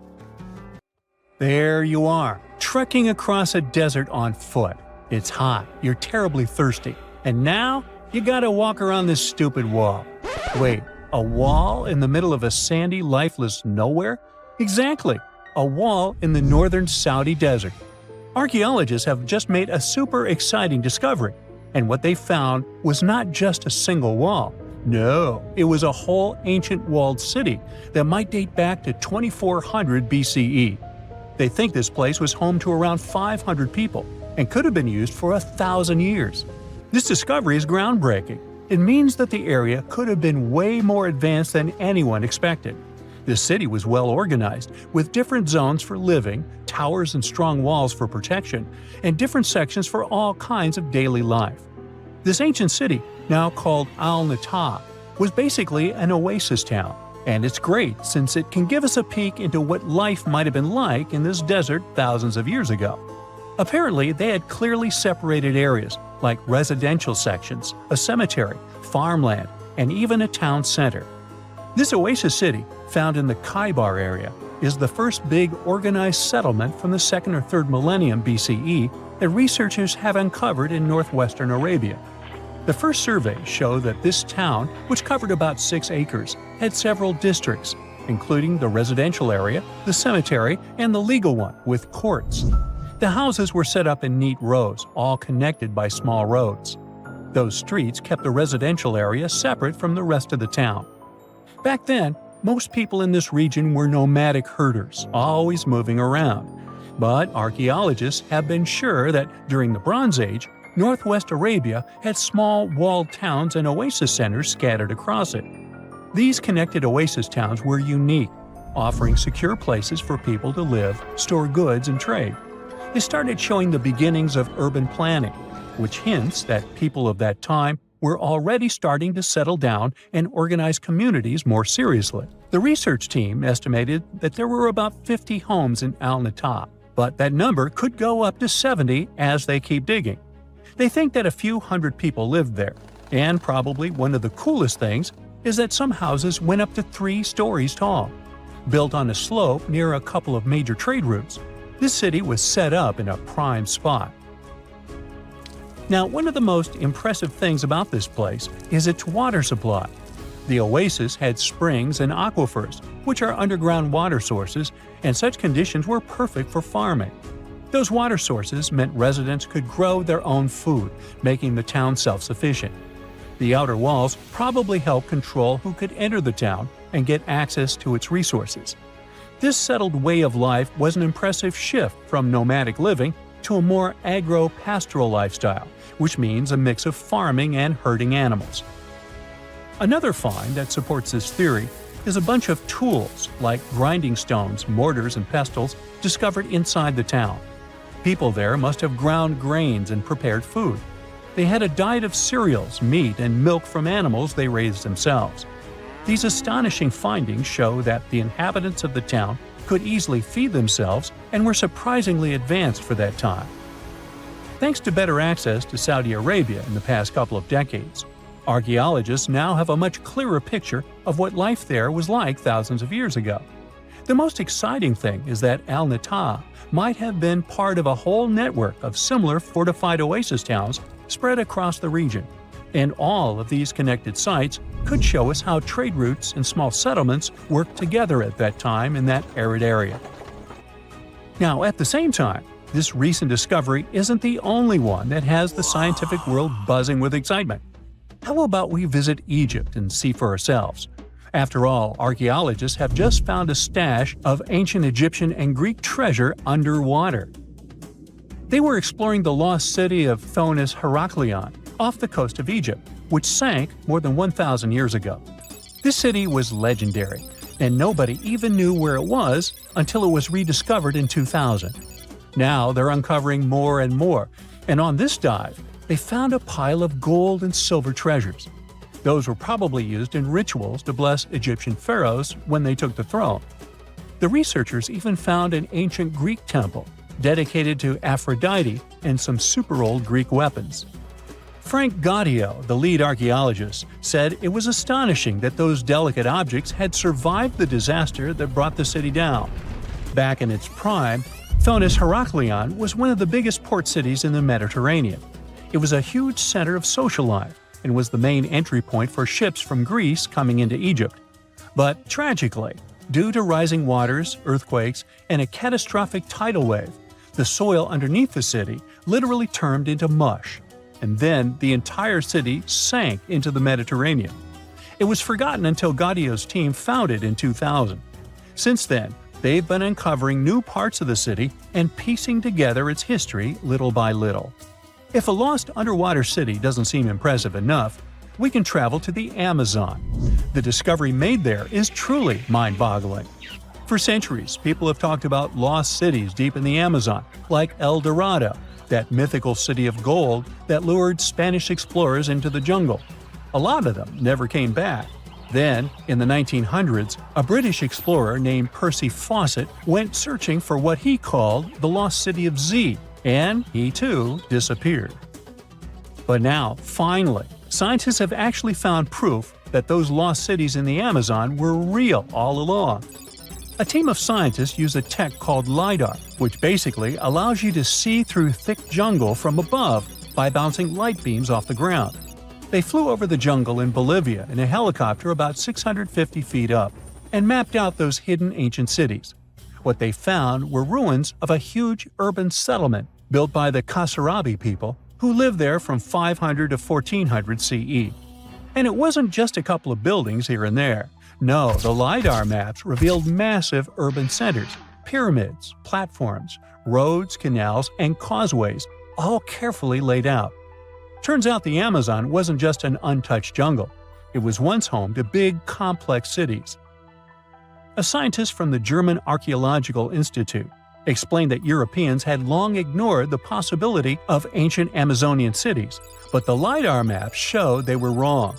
The new maps have revealed 26 sites, including 11 that no one even knew existed. Researchers have discovered two main city sites, Landivar and Kotoka. They had massive moat causeways stretching out like spokes on a wheel, linking the main cities with smaller surrounding settlements. Some of the canals even connected the cities to rivers and a big lake, which allowed water to flow through the area. Over the years, scientists found scattered ruins all over this region, but the thick jungle made it nearly impossible to connect the dots and see if or how they were related. With LiDAR, the whole layout came to life, showing that those sites were part of a much larger organized urban system. It's now also clear that the sites had a greater meaning, since everything is lined up in a way that could be symbolic of the spiritual beliefs of the inhabitants. The Kasarabi culture isn't as famous as the Maya, but they had a thriving society in an area that faced huge challenges, like yearly flooding. And although the nearby Andes had their own monumental sites, the Kasarabi were doing something absolutely unique. They even had reservoirs to store water, which suggests they might have been dealing with occasional droughts, which is pretty unusual for the Amazon. Actually, those terrible droughts could be why the Kasarabi eventually left their cities around 1400 CE. Mirror check. You've got your beige parka on, your chisel is packed, and your overnight plane ride to Saudi Arabia is booked. You know what this means, right? Unfortunately, you weren't cast in the remake of Dune. It just means that you're ready to go explore the world's largest desert areas in the hopes of uncovering prehistoric secrets about our ancestors. Let's get one thing straight. If you ever thought that deserts were empty spaces, think again. They might be filled with sand as far as the eye can see, but they also hold a lot of history, you know, because before humans settled down in cities and towns, we were nomadic people, and we traveled all around the globe looking for food, water, and shelter. So we had to come up with some interesting stuff to survive. Like this thing that was found in the desert of Saudi Arabia. Do you have any idea what this could have been? Over many years, scientists have discussed the origins and use of huge structures such as these ones. It seems our Neolithic ancestors were way smarter than we gave them credit for. They didn't spend all their hours around the fire carving weapons out of stone. No, they were also practicing their architectural skills. These huge stone structures are called desert kites, because if you look at them from a distance, well, they sort of look like kites. Archaeologists have arrived at the consensus that these kites were used to lure animals in. This way, it would make it easier for our ancestors to guarantee their week's food. But that's not all. Take a look at these monolithic structures right here. They show us that our ancestors probably drew on rocks, the blueprint of what they were going to build on the ground. Just like modern-day architects, desert kites could be miles long, so they drew out a plan before actually building them. The most surprising feature of all is that these kites were built even before things such as Stonehenge. We're talking around 7,000 to 9,000 years ago. Over the last decade, scientists have been able to identify over 6,000 desert kites spread across the Middle East and West and Central Asia. If you don't think this huge, try building something this large without the help of any drones. It looks like a pretty difficult feat to me. And apparently, Saudi Arabia's desert is filled with more amazing things. Scientists have found mysterious stone structures that are older than the pyramids of Giza in Egypt. So of course, you can't wait to go check that out. Can we all agree that carrying around heavy rocks to build a pyramid without the help of modern technology sounds absurd? I mean, how on earth did they do it? Now imagine turning back the clock about 2,000 years into the past and finding humans that built similar gigantic structures in isolated areas. Take a look at these so-called mustadels. They are rectangular structures built from piled-up stones, found over 77,000 square miles. Some archaeologists believe that these monuments were used for ritualistic purposes, maybe processions of some kind, where people would walk from one end of the plateau to the other. I'd be down for that. Now let's move on to another deserted area. We're entering the world-famous Sahara Desert landscape. Isn't it beautiful? Here, you're about to unravel an ancient mystery, something that took years for researchers to solve. Fun fact, the Sahara Desert is the world's largest hot desert. It spans over 3 million square miles, which would be like putting 1,000 times the country of Hawaii next to each other. We say it's the largest hot desert because the world's largest desert area is Antarctica. But we all know temperatures over there are freezing, not the typical image of when we think of a desert. Deep into the desert, near the Algerian town of Fougeret et Zoua, something strange was found. For decades, these tiny dots appeared on images of Google Earth, but nobody could explain what they were. Some scientists were sure that these circles are the result of oil activity in the region. Others guessed that these were ancient fogaras or ancient water wells. There are dozens of them, stretching for miles and miles in a straight line. The strange thing is that they are always far away from any town, road, or human activity in general. So what was or is their purpose? If you had to take a guess, what would you say? Remember we talked about how our ancestors had to be creative in order to survive in the desert? Let's try to walk in their shoes for a minute. Imagine you're a nomadic hunter-gatherer living in a desert area. You spend your days basking in the hot sun, trying to count all the grains of sand around you. But you also need to eat and drink water. But how on earth do you get water in a desert? Sure, you can hope to keep running into oasis every week or so, but that seems a bit risky, doesn't it? That's why North African people invented the so-called fogaras. The fogaras are a 2,500-year-old irrigation system. Locals would dig deep wells in elevated areas, wells deep enough to tap into underground water. Then, they would dig parallel shafts at regular distances. This way, the water would flow from the main well down into all the shafts and irrigate entire areas. Travelers could stop by the shafts and quench their thirst. They could also raise livestock and tend to crops. Pretty clever, huh? As much as these holes did look like fogaras, a little bit of research would show you that they're not. You see, these shafts were built in a line, and not in a circular shape like the ones we're looking at now. So maybe it has something to do with the second option? Maybe these desert holes were related to oil activity in the region? Let's have a look at the holes up close and personal. From Google Earth, they don't seem that big, but in real life, they are huge craters. The tip to uncovering what they are is hidden beneath the sand. If you were one of the researchers originally uncovering the truth behind this mystery, you would have found something unique hidden in the sand. Old dynamites and vintage sardine cans.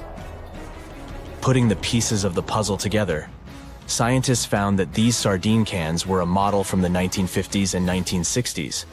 It seems that entire teams from that decade would camp out while they surveyed the area for oil. And what about the dynamites? These were used for seismic surveying. This is an old technique, used to identify if there is oil and gas beneath the Earth's surface. Still in North Africa, you find out about another desert mystery worth exploring. Near the city of Tiaret, southwest of Algeria's capital, one runs into 13 peculiar monuments. These structures are also called Jedars, and yes, I am aware of how much that may sound like a Star Wars reference. They are pyramid-like in their shapes, and as far as scientists know, they were used as final resting places for the people who lived in the region. Can you guess who these were? Most likely the Berber nomads. And since we're talking about ancient stuff, they were probably built between the 4th and 7th centuries CE. Once scientists began to explore the insides of these monuments, they found they were pretty big inside. They found large underground vaults, chambers, and labyrinth-like corridors that gave way to over 20 compartments. It could take you up to 2 hours to walk around in them, and apparently our ancestors also used its walls to depict images of animals and hunting scenes. There's no definite proof of what these Jedars were used for, though. This is so neat, huh? I'm sure that our world's desert is filled with many more mysterious things for us to unravel. I guess I'll see you next time so that we can continue our explorations. Hey, if you think Stonehenge is one of the oldest stone monuments ever, well, let me introduce you to Göbekli Tepe. Buckle up, we gotta travel to Turkey to meet this really old guy. Yeah, he's too old to travel. Jokes aside, Göbekli Tepe, an archaeological site located in southeastern Turkey that dates back to the Neolithic period around 10,000 BCE. It's considered to be one of the oldest and most significant archaeological discoveries in recent times. The site consists of a series of circular and rectangular structures made of stone pillars. Yeah, it does look like its younger brother Stonehenge. Some of those pillars are decorated with intricate carvings of animals and other symbols. Now, you maybe wonder, hey, why on earth did they make such a fascinating building? What was its purpose? Sorry, I got no answer for that. The purpose of the site is still unknown, but it is believed to have been a ceremonial center for the ancient people who lived in the area. The discovery of Göbekli Tepe has challenged long-held beliefs about the development of human civilization, as it suggests that complex societies may have emerged much earlier than previously thought. Okay, pack your stuff, our travels just started. Next destination, Masada. It's an ancient fortress located in Israel on a plateau overlooking the Dead Sea. Hey, look at that view, spectacular, huh? It was built by King Herod the Great in the 1st century BCE, and it was very smartly built. Within the fortress, there were various facilities such as storehouses, barracks, a palace, and a set of cisterns capable of holding approximately 40,000 cubic meters of rainwater. People living there believed that the collected runoff from a single day's rainfall could provide sustenance for over 1,000 individuals for a period of 2 to 3 years. Access to the fortress was limited to 3 steep and winding paths leading up to fortified gates. Still, at one point, the fortress was occupied by people who had fled Jerusalem after the city was captured by the Romans. They held out against the invaders for several months, but eventually they were defeated. But these guys didn't surrender. The story of Masada has become a symbol of resistance and bravery. Today, Masada is a popular tourist attraction and a UNESCO World Heritage Site. The next flight is going to be short. We're popping over to Egypt to see the Karnak Temple Complex. It's a vast ancient Egyptian temple complex located in the city of Luxor, Egypt. It was built over a period of 2,000 years and covers an area of more than 200 acres. The complex is dedicated to the worship of the deity Amun-Roka. Wait a minute, that should be Amun-Ra, and it was one of the most important religious centers in ancient Egypt. The Karnak Temple consists of several temples, chapels, and other buildings, including the Great Temple of Amun, the Temple of Khonsu, and the Temple of Ptah. Ptah! The Great Temple of Amun is the largest and most impressive temple in the complex, with massive columns, statues, and other decorations. One of the most famous features of the Karnak Temple complex is the Avenue of Sphinxes, which is a long avenue lined with Sphinx statues that leads from the entrance of the complex to the Great Temple of Amun. Another notable feature is the Hypostyle Hall, which is a massive hall with 134 columns that are over 70 feet high. The Karnak Temple Complex is a popular tourist attraction and a UNESCO World Heritage Site. It's considered one of the most important archaeological sites in Egypt and provides a fascinating glimpse into the religion and culture of ancient Egypt. Hey, we can't hop on the next flight and leave Egypt until we see the Pyramid of Djoser. It has another name, by the way. It's also known as the Step Pyramid. This ancient Egyptian site is located in Saqqara. It was built during the 27th century BCE for the pharaoh Djoser by his architect Imhotep, who is considered one of the most important figures in Egyptian history. People believe this pyramid is the first monumental structure built entirely of stone and is an important example of early Egyptian architecture. The pyramid originally stood at 203 feet tall and was surrounded by a complex of buildings and courtyards. It was constructed in 6 layers, each smaller than the one below it, giving it the distinctive step-like appearance. The pyramid was used as a burial place for Pharaoh Djoser and was surrounded by a vast necropolis that contained the tombs of many other important officials. The Grateful Dead? The Pyramid of Djoser has several renovations and additions over the centuries, including the addition of a limestone casing that covered the original step structure. However, much of the pyramid was destroyed over time, and today only the central core remains. Despite this, it remains an important archaeological site and a popular tourist attraction in Egypt. Alrighty, we're ready to move on. There's one more pretty recent discovery we gotta see today.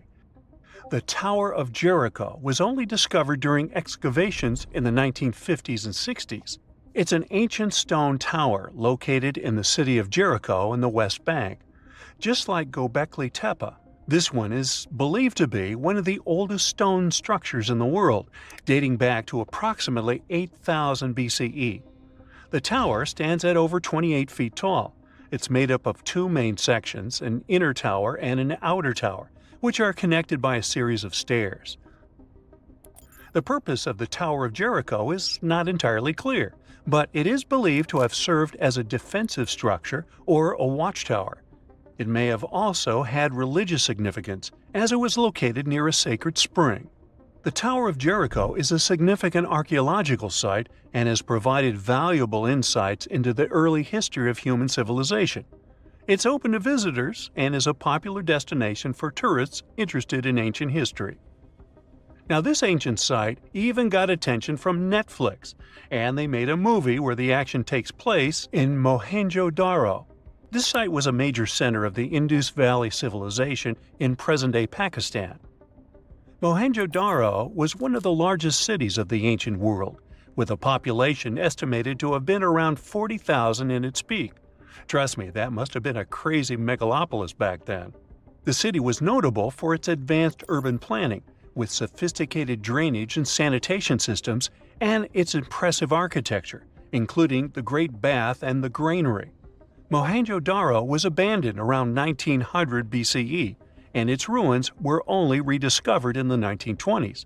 Today, it is a UNESCO World Heritage Site and an important archaeological site for the study of ancient South Asian civilization. We're heading to a teeny-tiny country that has quite an impressive history. Welcome to Malta. The Xigantia Temples are a Neolithic site located on the Mediterranean island of Gozo. They're probably one of the oldest freestanding structures in the world, dating back to around 3600 to 3200 BCE. The temples consist of two megalithic structures, each with multiple rooms and altars.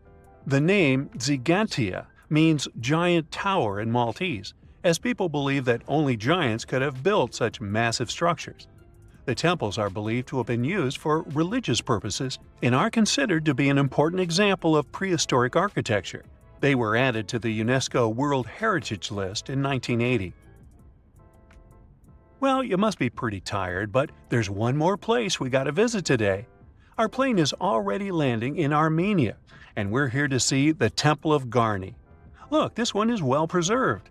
This temple dates back to the 1st century CE. It was built by King Teredatus I as a dedication to the sun deity Mir. Sadly, the temple was destroyed in the 17th century during an earthquake, which is quite a common thing for this area, but it was later reconstructed in the 20th century. Today, it's a popular tourist attraction and is also listed as a UNESCO World Heritage Site. About 14,000 years ago, some super skilled builders from another planet landed on Earth. Their mission was to help build a massive stone complex with perfectly interlocking blocks. They used some advanced technology, centuries ahead of their time, and once the job was done, they disappeared without a trace.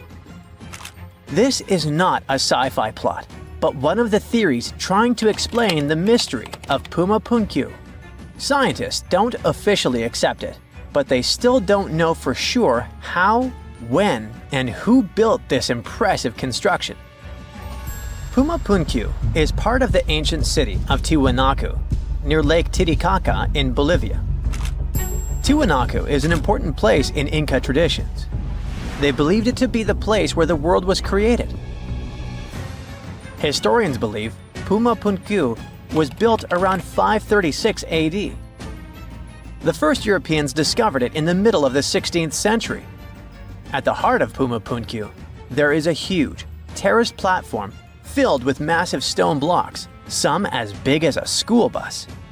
The largest one weighs a jaw-dropping 131 tons. That's heavier than 20 elephants. Even the smaller rocks are as big as a couch. Archaeologists believe there were at least 5 big gateways, as well as several smaller ones that may have been part of a grand monument. The site is built using 2 types of stone, red sandstone and andesite, which is one of the hardest rocks on Earth. The 8-shaped blocks of the construction fit together like puzzle pieces. They all look the same, as if they were mass-produced in a factory. But that should have been impossible for an ancient civilization. Even the smaller rocks are as big as a couch. These blocks were carved with precise holes and grooves to fit together. Builders made perfectly straight lines, cut identical angles, created smooth surfaces, and drilled holes.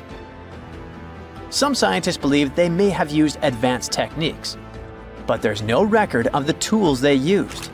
It took another 1,000 years before other civilizations could match this level of precision. One of the biggest mysteries is how these enormous stones were transported. Puma Punku sits high up in the mountains at 12,600 feet above sea level.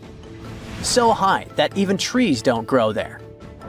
The builders didn't have wheels, cranes, or modern machines. Yet somehow, they moved these heavy blocks miles from their original locations. Some scientists think they used llama skin ropes and ramps, but no one really knows for sure. The most commonly accepted version is that the Tiwanaku civilization, which thrived in the region between 500 and 1000 CE, built this impressive site. The complex was enormous and had many different areas. A western court, a large open area in the center, and an eastern court that was surrounded by walls.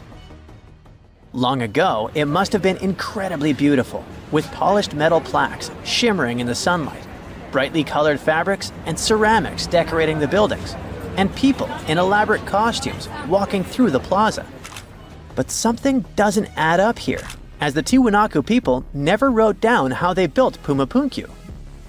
They would have probably left some clues if they had accomplished something like this. Plus, the Tiwanaku people didn't have the high-tech equipment needed to carve and move giant stone blocks with perfect precision. The architectural historians who first studied the place professionally concluded that a hammerstone couldn't have done such a fine job. They found no metal tools that were used in the construction process. That's why they suggested they might have used some unconventional tools the historians didn't even recognize as tools. There's a theory that these ancient builders might have had a way to soften stone to make it easy to carve before it hardened again. Or maybe they poured liquid stone into molds, just like we make concrete today. If it's true, this would mean an advanced civilization existed in South America long before we thought. Some researchers even think it had to do with the theory of Atlantis, or other lost civilizations that may have had immense knowledge before a global catastrophe wiped them out.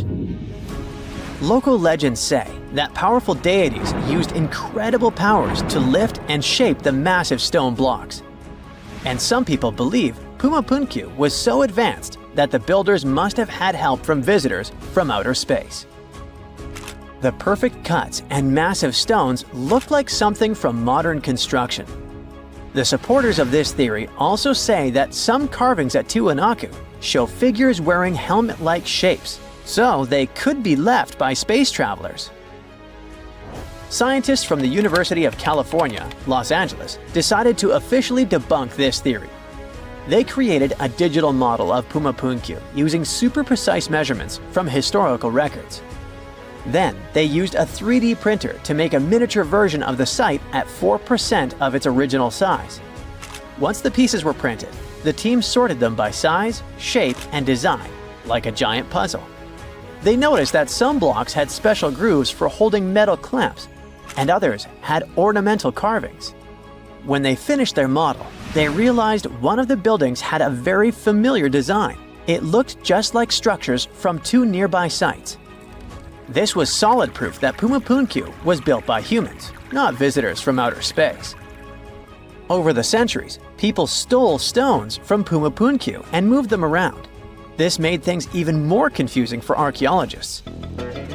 UCLA team created a digital archive, so researchers all over the world can now study the site without traveling to Bolivia. So maybe we'll hear about the new twists in this mystery soon. Another construction from the past that still impresses us with extreme precision is the Serapeum of Saqqara, a burial place built around 3,000 to 3,500 years ago. A French scientist accidentally discovered it in 1850. Inside the Serapeum, he found a long underground hallway. On both sides of the hallway, there were giant stone rooms, and inside those rooms, there were huge granite sarcophagi.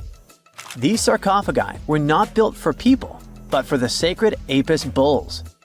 These bulls were treated like royalty, as the people believed they were chosen by deities. The Egyptians believed these bulls were the incarnations of the deity Ptah and had magical powers to protect their kingdom. Some of the stone boxes inside the Serapeum weighed around 70 tons. They were made with perfectly straight angles and smooth surfaces. Scientists noted roller marks on the floor and found wooden winches with levers, which the Egyptians likely used to move the sarcophagi. Since the burial chambers were lower than the hallway floor, workers filled them with sand, rolled the sarcophagus into place, and then slowly removed the sand to lower it perfectly into position. A stone inscription found in the Serapeum said it took 28 days just to move one of these stone boxes. Even though these sarcophagi were meant for bulls, they were way bigger than needed. Pharaohs, who were the rulers of Egypt, were buried in tiny coffins. So it's really weird that these boxes were so enormous. Another question is why they used granite, which is so hard to carve, instead of limestone. Some people believe the stone boxes weren't just tombs, they might have been ancient energy generators. The Egyptians knew about fermentation. If someone placed food or meat inside a perfectly sealed granite box and let fermentation happen, pressure would build up inside. Granite contains quartz, a special crystal that creates electricity when squeezed. As pressure increased, the box's lid could pop open, releasing gas. Ancient drawings found in the Serapeum show stones stacked on top of the boxes, which might have been used to make the lids even heavier and help produce more electricity. Thousands of years later, when explorers opened these boxes, they only found bull bones, maybe because all the organic material had disappeared over time. Scientists still aren't sure if the massive stone boxes were actually ancient energy systems, so the mystery lives on. Summers in the Middle East get so hot that they change the landscape dramatically and make entire cities resurface from the past. That's what happened in 2018 when the city, built by a mysterious empire on the Tigris River, was finally released from its water trap. Archaeologists rushed to the location as they didn't want to miss a rare chance to excavate the site and learn more about the history of the place. They believe they've found the Bronze Age city Zakiku, founded over 3,000 years ago and fully submerged in the 1980s when a dam was built in its place. It used to be a busy hub for the Mitanni Empire for caravans on the popular trade route. It had water, which is a rarity in the area, and it was a guarantee for success. We know very little about the once powerful empire, as scientists haven't found any written chronicles in the excavated sites. That's why the archaeologists were thrilled to find an entire palace for the local ruler. Several years later, when the area became free from the water again, they found some fortifications to protect the city from foes. The highlight of their expedition was finding a huge public storehouse for trade goods and harvests, piles of wheat and barley, and imported metal and wood. Bread was the staple food for the locals, and they also loved big pots of vegetable soups and stews for lunch. Each household kept sheep, goats, cows, and pigs, so they had a steady source of milk and meat for special occasions. All the constructions found so far were built from bricks molded from mud. The walls that were underwater for over 40 years are so well preserved as if they went down yesterday. The royal palace stands out as it's larger than the other constructions, has thicker walls, and even pavements made of baked mud bricks that were sealed to be waterproof. The local king must have been in good relations with the emperor of the larger empire, of which Akiku was dependent. Traders who lived in the city collected wooden beams and took them to storehouses. The beams arrived down the Tigris River from the forests in the mountains in the north and east of Mesopotamia. Merchants came here to sell their goods and then crossed the Tigris on their way to the borderlands. Zakiku was thriving as a center of commerce for about 6 centuries until it was hit by a massive earthquake in 1350. Archaeologists found 5 ceramic vessels holding over 100 clay tablets made close after the earthquake. It's almost a miracle that small tablets of unfired clay managed to survive underwater for decades. People who created those must have carved notes on clay while it was still wet. They wrote about anything, from newly stored harvests to notes for other kingdoms. Then they would let the message dry in the sun. Scribes even had to learn a different language so that everyone outside the city could read it. Scientists believe the tablets they found used to be part of a private archive. They hoped to decipher the notes to learn more about the history of Zakiku and the whole empire after the terrible earthquake. The damage to the buildings was so enormous that it was impossible to restore Zakiku to its former glory, and if there had been any survivors, they must have left the city. Several decades later, the Assyrians, who also lived in Mesopotamia, settled here. They built their houses on the ruins of the abandoned city and used whatever structures they could find from the previous residents as outer walls. But they stayed here only for 50 years, then decided to build a new capital on more fertile soil to make some good cash from agriculture. Archaeologists working in Zakiku had to halt excavations when the water levels went back up and covered the city. They sealed the ruins in tight-fitting plastic sheets and put stones and gravel on top. They hope it will help protect the priceless site from water erosion and prevent it from disappearing again. They realize how important water from the dam is for the region, but if it recedes again, they say they'll definitely continue the excavations. There was a bustling community in today's Taklamakan Desert in China around 1,600 years ago. It lived along the Nile River, which ran through the desert for miles and got its water from the melting snow in the mountains. After 3 years of work in the area, archaeologists and scientists managed to dig up 8 tombs in the desert. Thanks to the desert heat, the clothes and artifacts inside them were almost as good as new. The people who wore those must have lived in the ancient city of Naya. Naya used to be part of a prosperous kingdom at the heart of the Silk Road trading route and had a population of over 3,000 people. Then, desert sands went rogue and swallowed the city whole. Archaeologists only found the ruins of Nija in the early 20th century. Scientists from different countries have tried to solve its mysteries. It looks like the tombs discovered at the end of the 20th century belonged to the wealthy. There were some expensive items inside: a quiver and bow, metal arrowheads, gold earrings, and a glass bead necklace, a lacquer box with a comb, makeup, and a sewing kit in one of the tombs. There was also some silk of top quality, and even the bright colors like green and yellow haven't faded on it. The fabric also had Chinese characters with quotes from historical books, which helped scientists identify the period in which it was made. Archaeologists later found a large dwelling site and the clearing of 3 ruined buildings. It will probably take many more years to understand why the city had fallen and what happened to its people. Saudi and French archaeologists teamed up near Riyadh, the Saudi Arabian capital, and stumbled upon an ancient settlement dating back 8,000 years.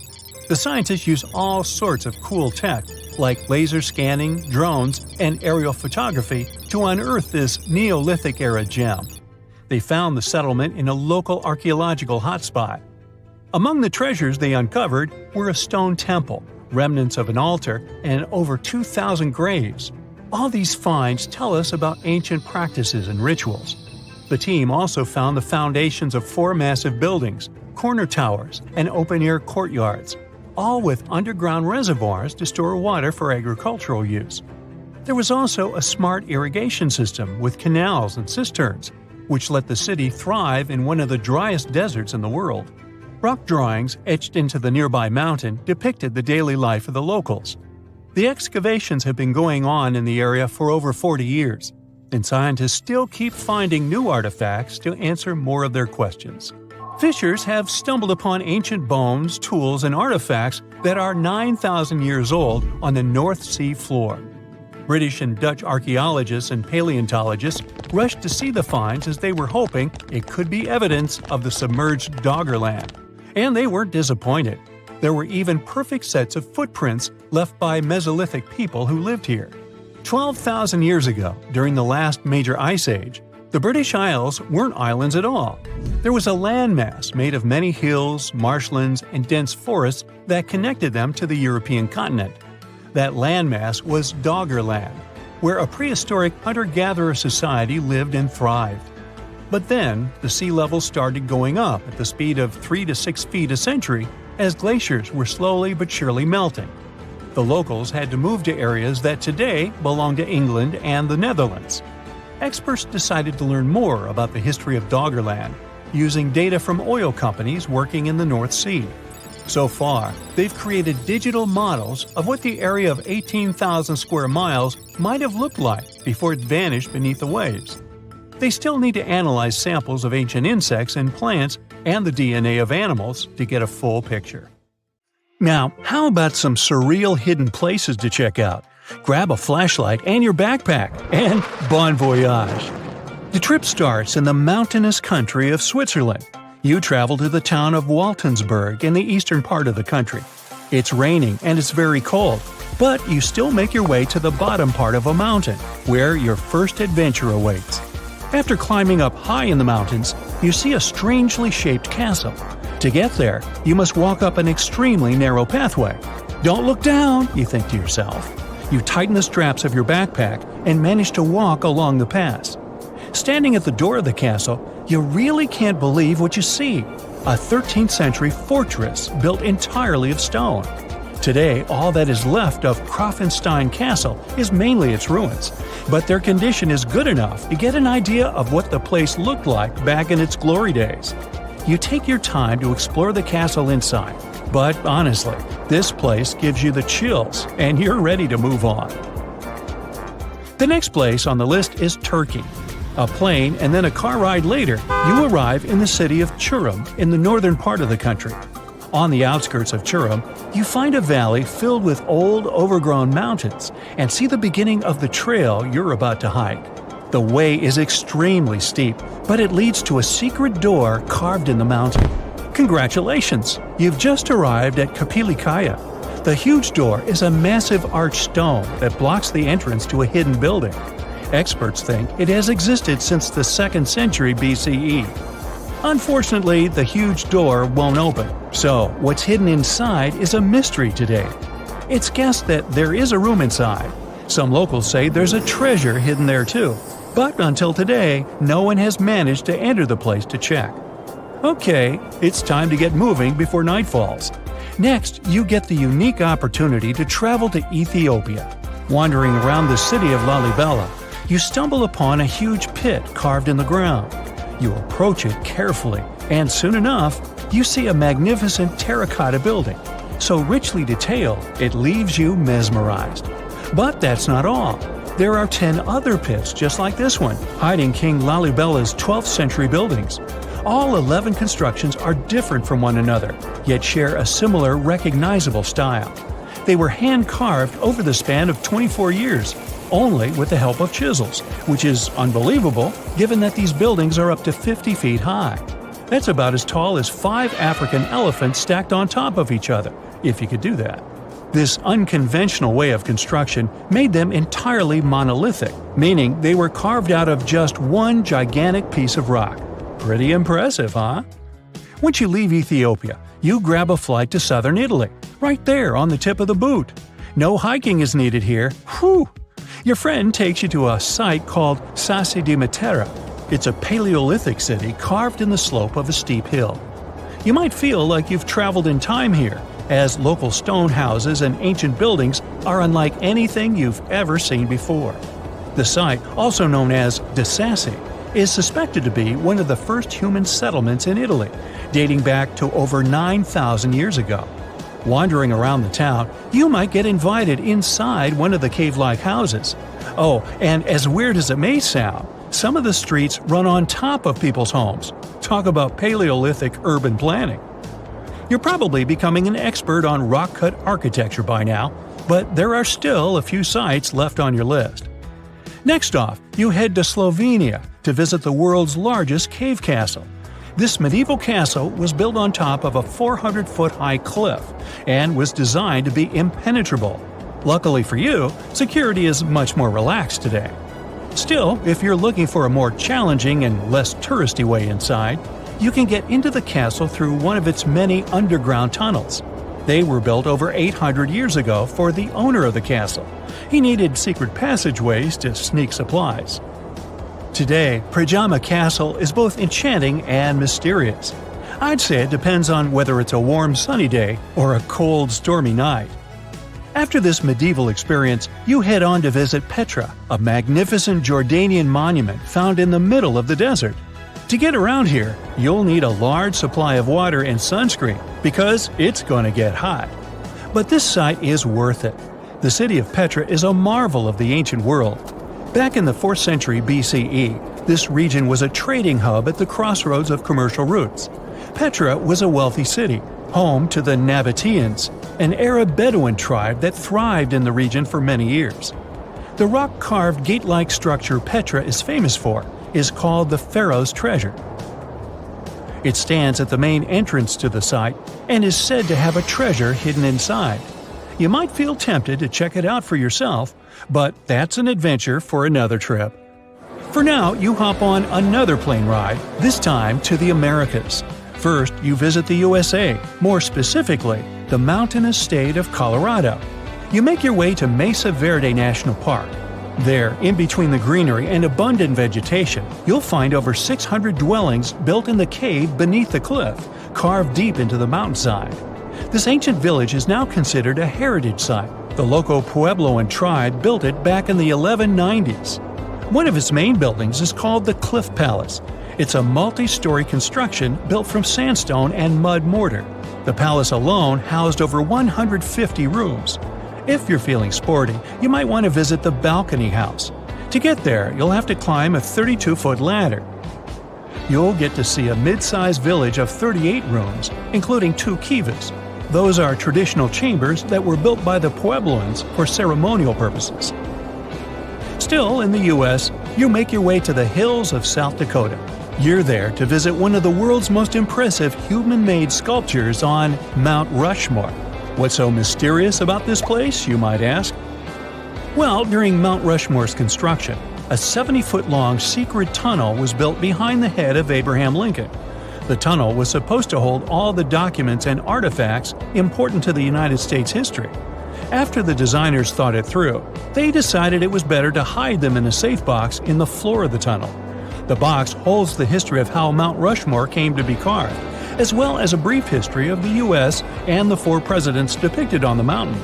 Amazing, right? Now, you're headed down to Machu Picchu, a South American site hidden between the Peruvian mountains. Machu Picchu itself is already a mystery. Researchers still don't know why or even how the ancient Incan civilization managed to engineer the stone-built citadel all the way back in 1450 CE. To get there, you must endure a 3-day hike, reaching the impressive altitude of 8,000 feet above sea level. Or you can get a train, but that's no fun, right? You're here to check on a relatively new discovery. Back in 2010, French engineer David Crespi was taking measurements of the Inca ruins when he noticed a door he had never seen before. It was sealed off by stones. He went back to the site a few months later with an electromagnetic scanner. The scanner, which could detect objects behind walls, showed there were copious quantities of metals behind that sealed door. The researcher contacted the Peruvian authorities requesting to remove the rocks, but they didn't authorize it. As of today, the door is still locked.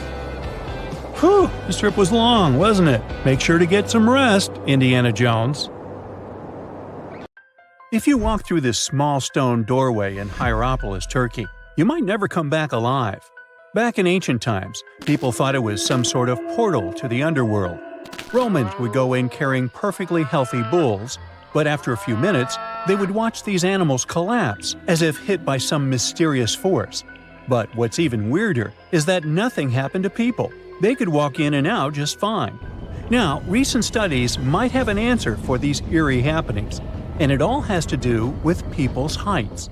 The gate, known as Plutonium, named after Pluto, the deity of the underworld, is a stone doorway leading to a small 32-square-foot cave. But the real danger is what is going on beneath it. Hierapolis is a super active geological area, and there's a big crack under the city that constantly emits volcanic carbon dioxide, which comes up as a visible mist. During the day, the sun dissipates the gas. At night, the gas forms some kind of a carbon dioxide lake on the sheltered arena floor. At dawn, you need to get out of there before it's too late.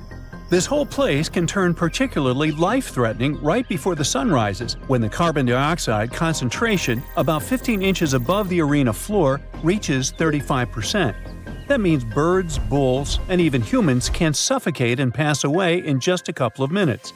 But there is a scientific reason that explains how Romans could get out of there unharmed. The carbon dioxide concentration drops quickly with height. So animals perished while their handlers, being taller and standing up, could walk out and breathe safely. Most people can't stay inside the Begarn fort after sunset. This 16th century fort, located about 146 miles from Delhi, is known as one of the most haunted places in India. During the day, the area is bustling with visitors who can walk through the main gate of this once grand fort city and check out the ruins of temples and palaces. But they will also see this big sign at the gate that dramatically warns everybody that all access is strictly forbidden after dark. That's probably because at night, according to locals, women can be heard screaming and crying in that place, along with the sounds of bangles breaking and strange music. Others have reported seeing shadowy figures and flashing lights among the ruins, or even smelling a strange perfume floating around. Iwata no Yabushirasu is one of Japan's most restricted forests, located in Ichikawa. The forest itself is a small area, covering just a little more than 40 square yards, and it is mostly a thick patch of mosu bamboo. Its location next to a parking lot and modern buildings makes it seem less intimidating, but don't be mistaken by its appearance. Since at least the 19th century, people have said that anyone who enters this forest is bound to disappear and never be seen again. So, as soon as you arrive, a sign near the forest tells you about its history and the curse believed to be linked to it. Some rumors suggest the creepy presence of an ancient samurai lord walking around. Other legends say that the forest hides a bottomless pit filled with poisonous gas. Whether these stories are true or not, today, the area is enclosed by stone walls, and entry is still strictly prohibited. In a valley called the Dark Entry Forest in Connecticut, you will find Dudleytown, but you definitely shouldn't go inside. Not only has the land been private property since the 1920s, but it is also known as one of the spookiest places on Earth. This place was first settled in the early 1740s, and many of the original settlers were from the Dudley family. That's why it's called Dudleytown. There's a local rumor that the town's founders were descended from Edmund Dudley, an English nobleman who lost his life for treason. The legend says this curse followed the Dudley family all the way across the Atlantic to America, and their misfortune is said to be responsible for crop failures, mental problems, and several tragic incidents in the village. Again, it is all just rumors, since historians haven't found any real evidence to support these claims.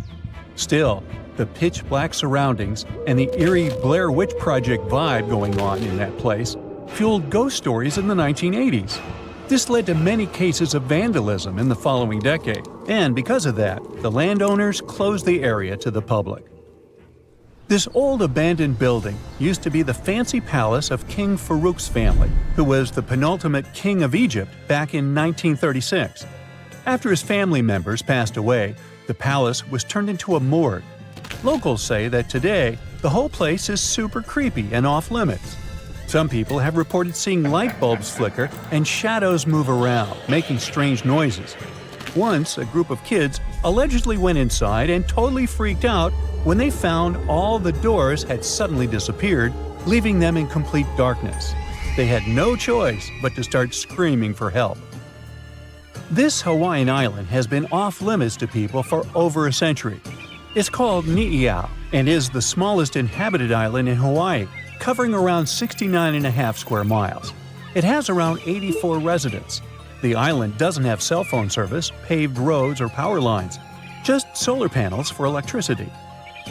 A single family has privately owned the island since 1864, when a Scottish farmer bought it for $10,000, which would be around $250,000 today. The island has stayed in the family, passing down to its descendants, the Robinsons. They have kept it private ever since, so access is highly restricted and basically by invitation only. The Erdstall tunnels are a network of about 2,000 mysterious underground passageways mainly found in Central Europe, especially in Austria and Bavaria. These tunnels are usually narrow and cramped, often just wide enough for one person to squeeze through at a time, and they are believed to date back to the Middle Ages, as far back as the 12th century. What's really puzzling about these tunnels is their purpose. Despite a lot of research, nobody really knows why they were built. There is a theory that they were used for storage, but since many of them are below the waterline and occasionally get filled with water, that doesn't seem very practical. These tunnels have very light, almost claustrophobic sections and sudden drops, which doesn't seem practical for other straightforward uses like escape routes, hiding places, or even spiritual purposes. To make things even more mysterious, there is a complete lack of artifacts, which makes it even harder for researchers to figure out what these tunnels were really for. Since 2019, adventurous people can get arrested if they try to climb this rock. Uluru, also known as Ayers Rock, has been off-limits because it is now considered a sacred site for local communities. But the fact that it is also extremely dangerous probably played a big role in the decision to close it off to visitors.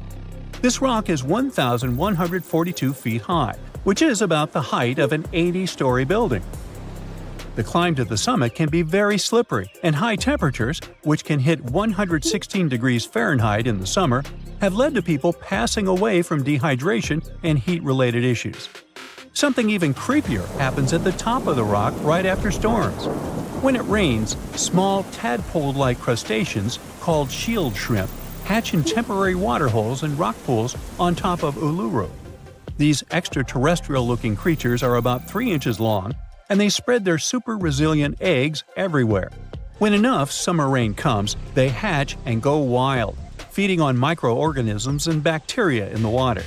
How these strange creatures end up in the fleeting pools on top of Uluru is still unclear, but the most likely explanation is that their eggs might travel there with the wind. There are several places on Earth, awesome and mysterious, that evoke so many questions that some people believe they were built by or with the help of extraterrestrial intelligence. Let's explore those mystical destinations. In the hills above Cusco, Peru, you'll find an ancient Inca fortress called Sacsayhuaman. Some of the massive stones of its walls weigh as much as 360 tons. They're cut and fitted together surprisingly precisely, and no mortar is used. The stones used for this construction were transported over 20 miles from quarries. But how did the Inca do it? Did they ask for extraterrestrial help? Perhaps. But archaeologists disagree. They have found evidence that the Inca used advanced engineering techniques involving ropes and levers to move and fit the stones. Okay, let's move on to the Nazca lines. You can see them in the deserts of southern Peru. In this area, more than 800 lines and 300 shapes stretch across the deserted landscape. Those are called geoglyphs and are best viewed from the sky. That's how theories about alien involvement popped up. The lines were made by removing the top layer of reddish rocks to reveal the lighter ground beneath. And this is a pretty simple technique.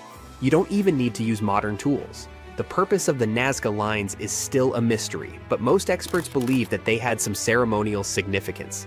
Now, the stone circle of Stonehenge must have something to do with extraterrestrial visitors, right? Those stones, some weighing as much as 50 tons, were brought from quarries hundreds of miles away. No wonder many people offered theories about alien intervention. Well, sorry to disappoint you, but archaeologists have proven that the monument could have actually been built with the help of technologies available around 5,000 years ago, such as wooden sleds and rollers. The exact purpose of Stonehenge is still under debate. Its builders could have used the stone circle to track the sun or to perform astronomy-related rituals. The next breath-stopping place on our list is the Egyptian pyramids, namely the pyramids of Giza just outside Cairo. They were built over 4,500 years ago. The largest of them, the Great Pyramid, is made of millions of 2-ton stones which are arranged with super precision. The pyramids also align with the stars of Orion's belt, and this makes some people believe that aliens might have helped to build these awe-inspiring constructions. Experts disagree.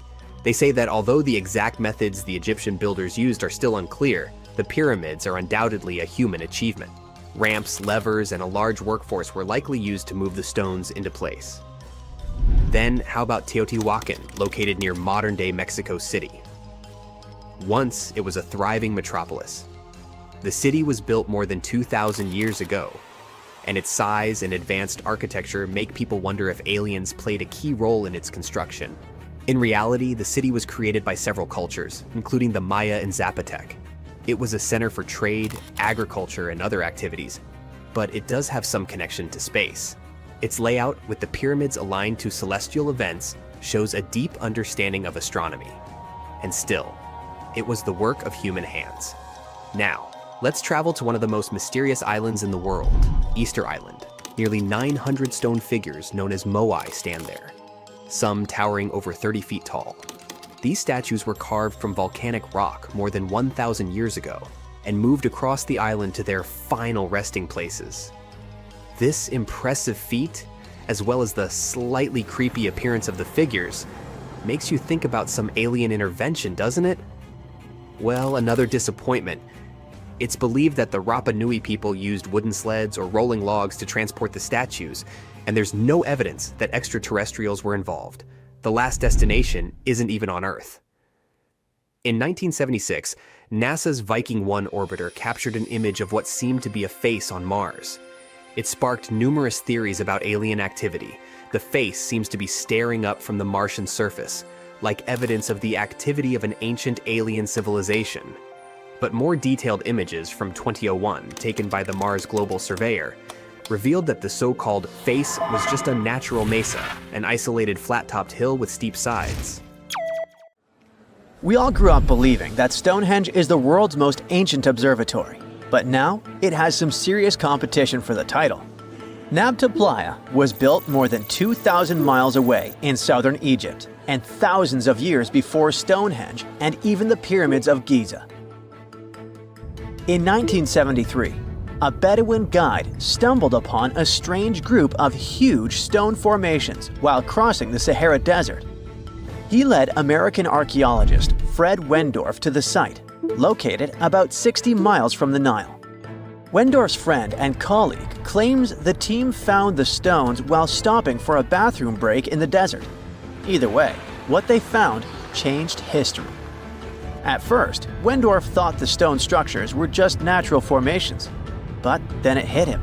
This area was once a lake, meaning no natural rocks should even be there. He kept coming back to the site for decades, and by the early 1990s, his team finally uncovered a circle of stones that seemed to line up with the stars in a way no one could explain. After 7 long years of trying to crack the mystery of the site, Wendorf reached out to an expert in archaeoastronomy. They study how ancient people used the stars. One evening, while the expert sat in the cool desert sand staring at the stones, he realized that they formed a pattern radiating outward from a massive burial mound. One by one, as they dug into the sediment, the buried megaliths started lining up like spokes on a wheel. The team had already used radiocarbon dating to test samples from fire hearths and tamarisk wood roofing found inside the stone circle. Nabta Playa had dozens of standing stones, all a few feet tall. Some of them lined up exactly with the sunrise on special days, and others matched up with bright stars in the sky. Inside the big circle, there were 6 special stones that may have been used for rituals or marking important times of the year.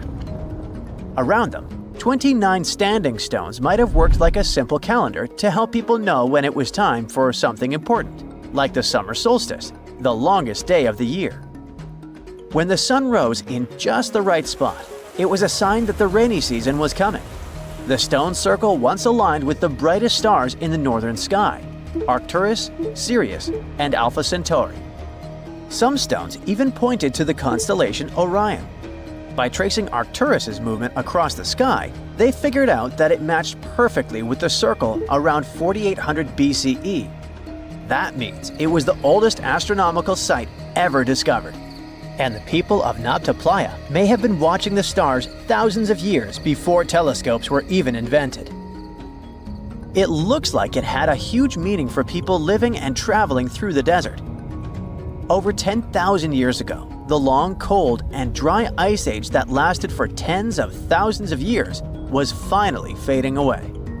Northern Africa got massive monsoons and rains that filled up seasonal lakes. So, parts of the desert turned into short-lived oases. For the nomadic people who roamed this harsh land, these summer rains were everything.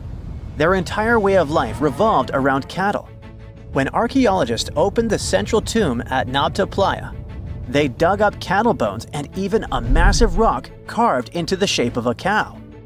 The people who built it used the stars to guide them and find hidden watering holes like Nabta Playa, which likely held water for about 4 months a year, starting with the summer monsoons. But there was no North Star back then, so instead they navigated using bright stars and the way the sky seemed to spin in circles above them. When the lakes were full, the standing stones would be partly submerged, and from the western shore, you would see the reflection of the stars on the dark water. Nabta Playa is way less famous than Stonehenge, perhaps because its stones were buried and the famous site in England was open to visitors for thousands of years. Sadly, when Nabta Playa did become famous, some tourists ruined parts of it by moving stones around, which messed up the ancient star alignments. To protect it, the authorities moved everything to a museum where people can see the stones and the carved cow statue without damaging them. The Egyptian Observatory isn't the only construction similar to Stonehenge. It has versions that were used for different purposes, from Germany and France to the US and the Andes in northern Peru. This last one is actually one of the oldest big structures ever built in this region. The circular plaza is made of 2 giant stone walls arranged in a ring. It was likely used for ceremonies and gatherings. Scientists have carbon dated it to be about 4,750 years old, which means it was built before the Great Pyramids of Egypt and Stonehenge. The plaza had 2 entrances and a special layer of clay, soil, gravel, and charcoal underneath. It was carefully planned and built. Archaeologists also found ceramic pieces, quartz crystals, and gemstones at the site, so it was definitely a special place. People visited it for centuries, but at some point it was sealed off, probably because of changing beliefs and traditions. The most recent discovery was the remains of a large timber circle roughly the same age and with parallels to Stonehenge, all the way up in Denmark. This open-air structure was likely part of a special area where prehistoric people from the late Neolithic and early Bronze Age gathered for rituals and ceremonies. The circle was made up of 45 giant wooden posts, forming a huge ring about 100 feet wide. The wood is gone now, but scientists believe tall timbers once stood in the holes and created an impressive wood henge. No one knows exactly what these circles were used for, but archaeologists have found animal bones and food remains at similar sites. So people probably used to gather there for feasts and rituals. In 2024, scientists found 2 ancient stone circles from the Neolithic period in Dartmoor National Park in England. Some archaeologists believe they might form a sacred ark. Many of Dartmoor's stone structures were built in a curved shape on the high ground in the center of the area. A long time ago, Dartmoor was covered in forests, so people may have used the high ground as important markers. One of the newly found circles fits inside this ark, but the other one is outside of it, to the north. This could have been an entrance point into the ark. There's also a raised bank of earth near the stones, which looks similar to other famous Neolithic sites, like the Ring of Brodgar in Scotland and Stonehenge itself. This means the people who built these circles may have visited Stonehenge or been inspired by it. Archaeologists in Oman found ancient stone monuments called tralith, which got the nickname Arabian Stonehenge. They were finished about 2,000 years ago, but no one knows for sure who built them or why. Scientists also found stone hand axes that are incredibly old, between 300,000 and 1.3 million years old, from the time when the first humans left Africa. At another site in central Oman, archaeologists discovered a Neolithic tomb from around 5,000 to 4,600 BCE. There are 2 chambers with the bones of dozens of people inside beneath a giant megalithic structure. Nearby, they also discovered rock carvings that were made by people who lived in the area.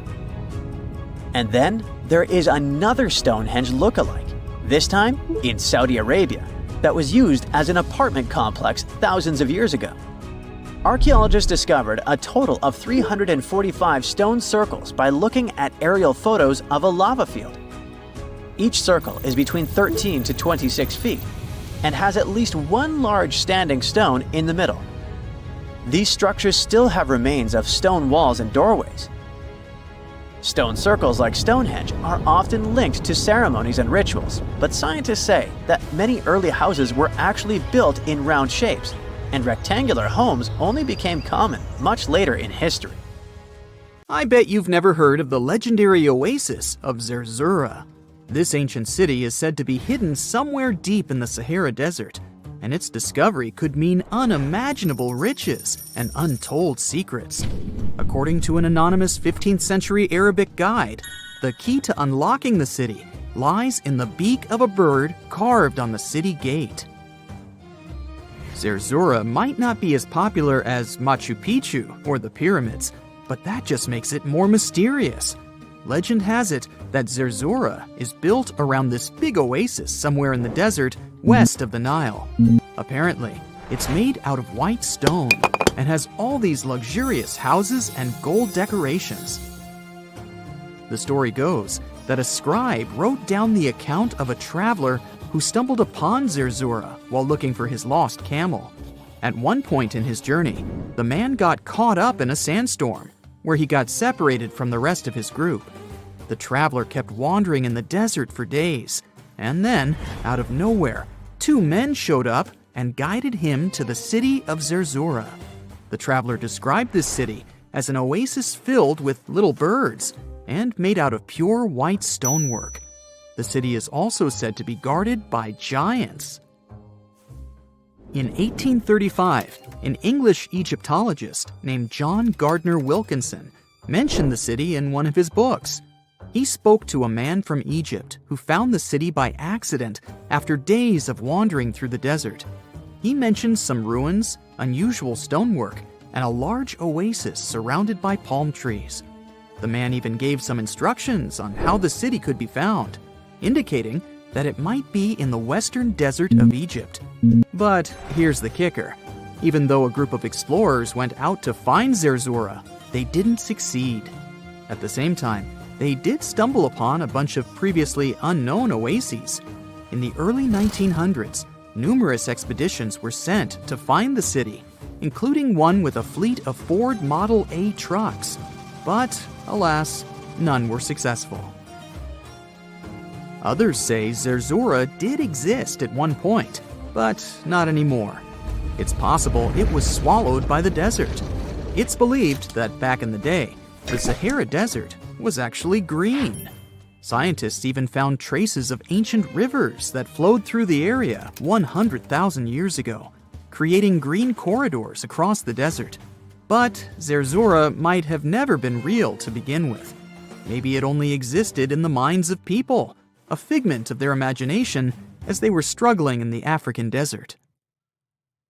For thousands of years, people have been obsessed with the hunt for another lost city, Atlantis. But if this place really existed, where on Earth, or under the sea, could it be? According to Plato, Atlantis was an actual place, and it was supposedly located somewhere in the Atlantic Ocean, near the Strait of Gibraltar. But how did this mythical city become synonymous with a perfect paradise-like society? Well, you can thank Ignatius Donnelly for that. The American writer published a book in 1882 where he outlined 13 hypotheses about the existence of Atlantis. Donnelly truly believed that this lost city was where ancient humans lived in peace and joy for centuries. Donnelly even thought that Atlantis was the original source of many ancient civilizations around the world. And if we just followed Plato's clues, we could totally find Atlantis. Sounds like a treasure hunt, right? What inspired Donnelly to go on this quest in the first place, you might ask? Apparently, an amateur archaeologist discovered the city of Troy, using Homer's The Iliad as a guide. Well, if Troy was real, then why not Atlantis? Back in the day, some people believed that America was the legendary Atlantis. Columbus really stirred up some excitement when he brought back news about the New World to Europe. But the real hunt for Atlantis didn't really start until the 20th and 21st centuries. Some people tried to connect the dots between a volcanic eruption on the island of Santorini and the destruction of Minoan settlements. But in 2018, a team of investigators claimed they had nailed it, announcing they had discovered concrete proof that Atlantis had existed. What was their evidence, you ask?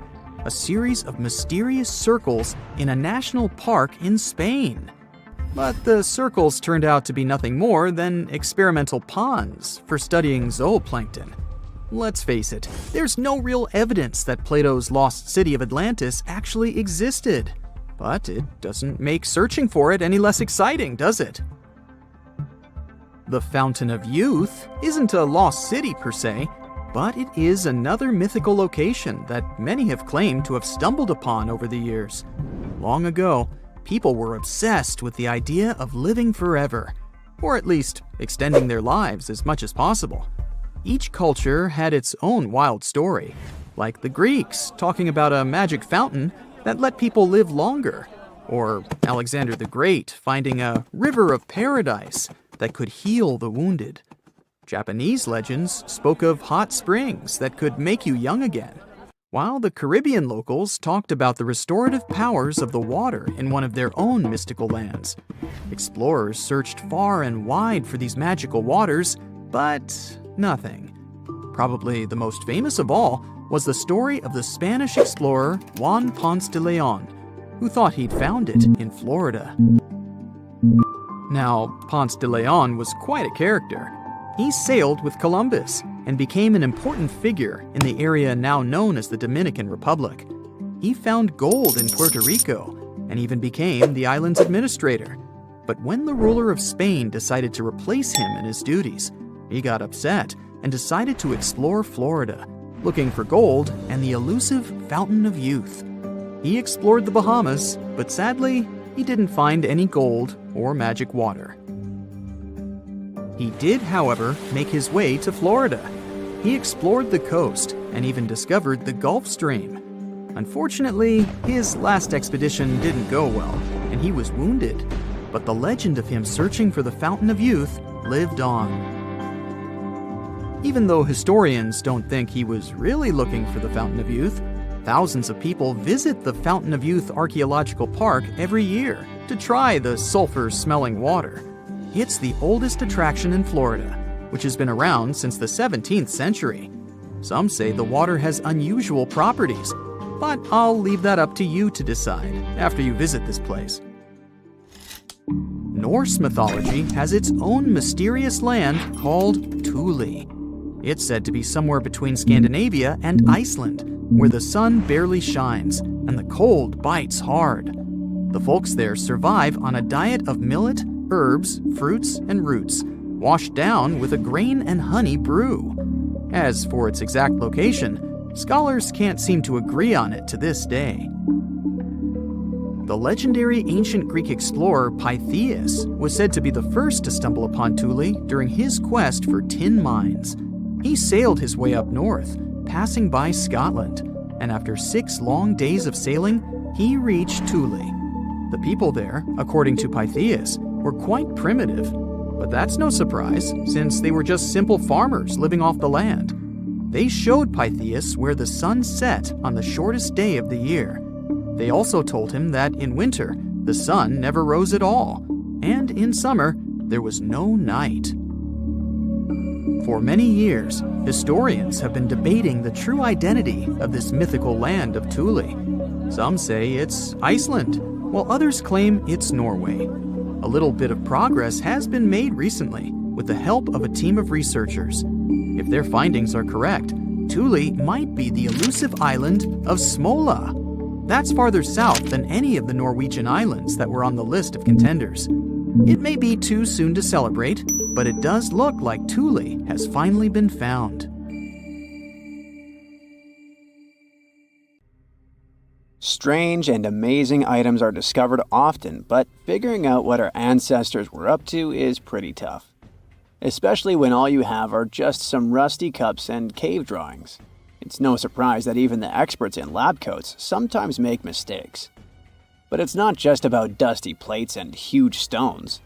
Sometimes there's even humans with large heads.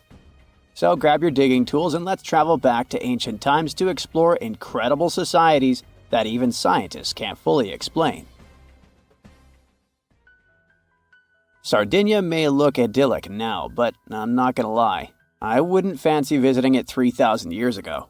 Rumor has it, terrible giants roamed around this island back then. People even talk about finding human skeletons over 13 feet tall there, although nobody's ever shown anything to prove it.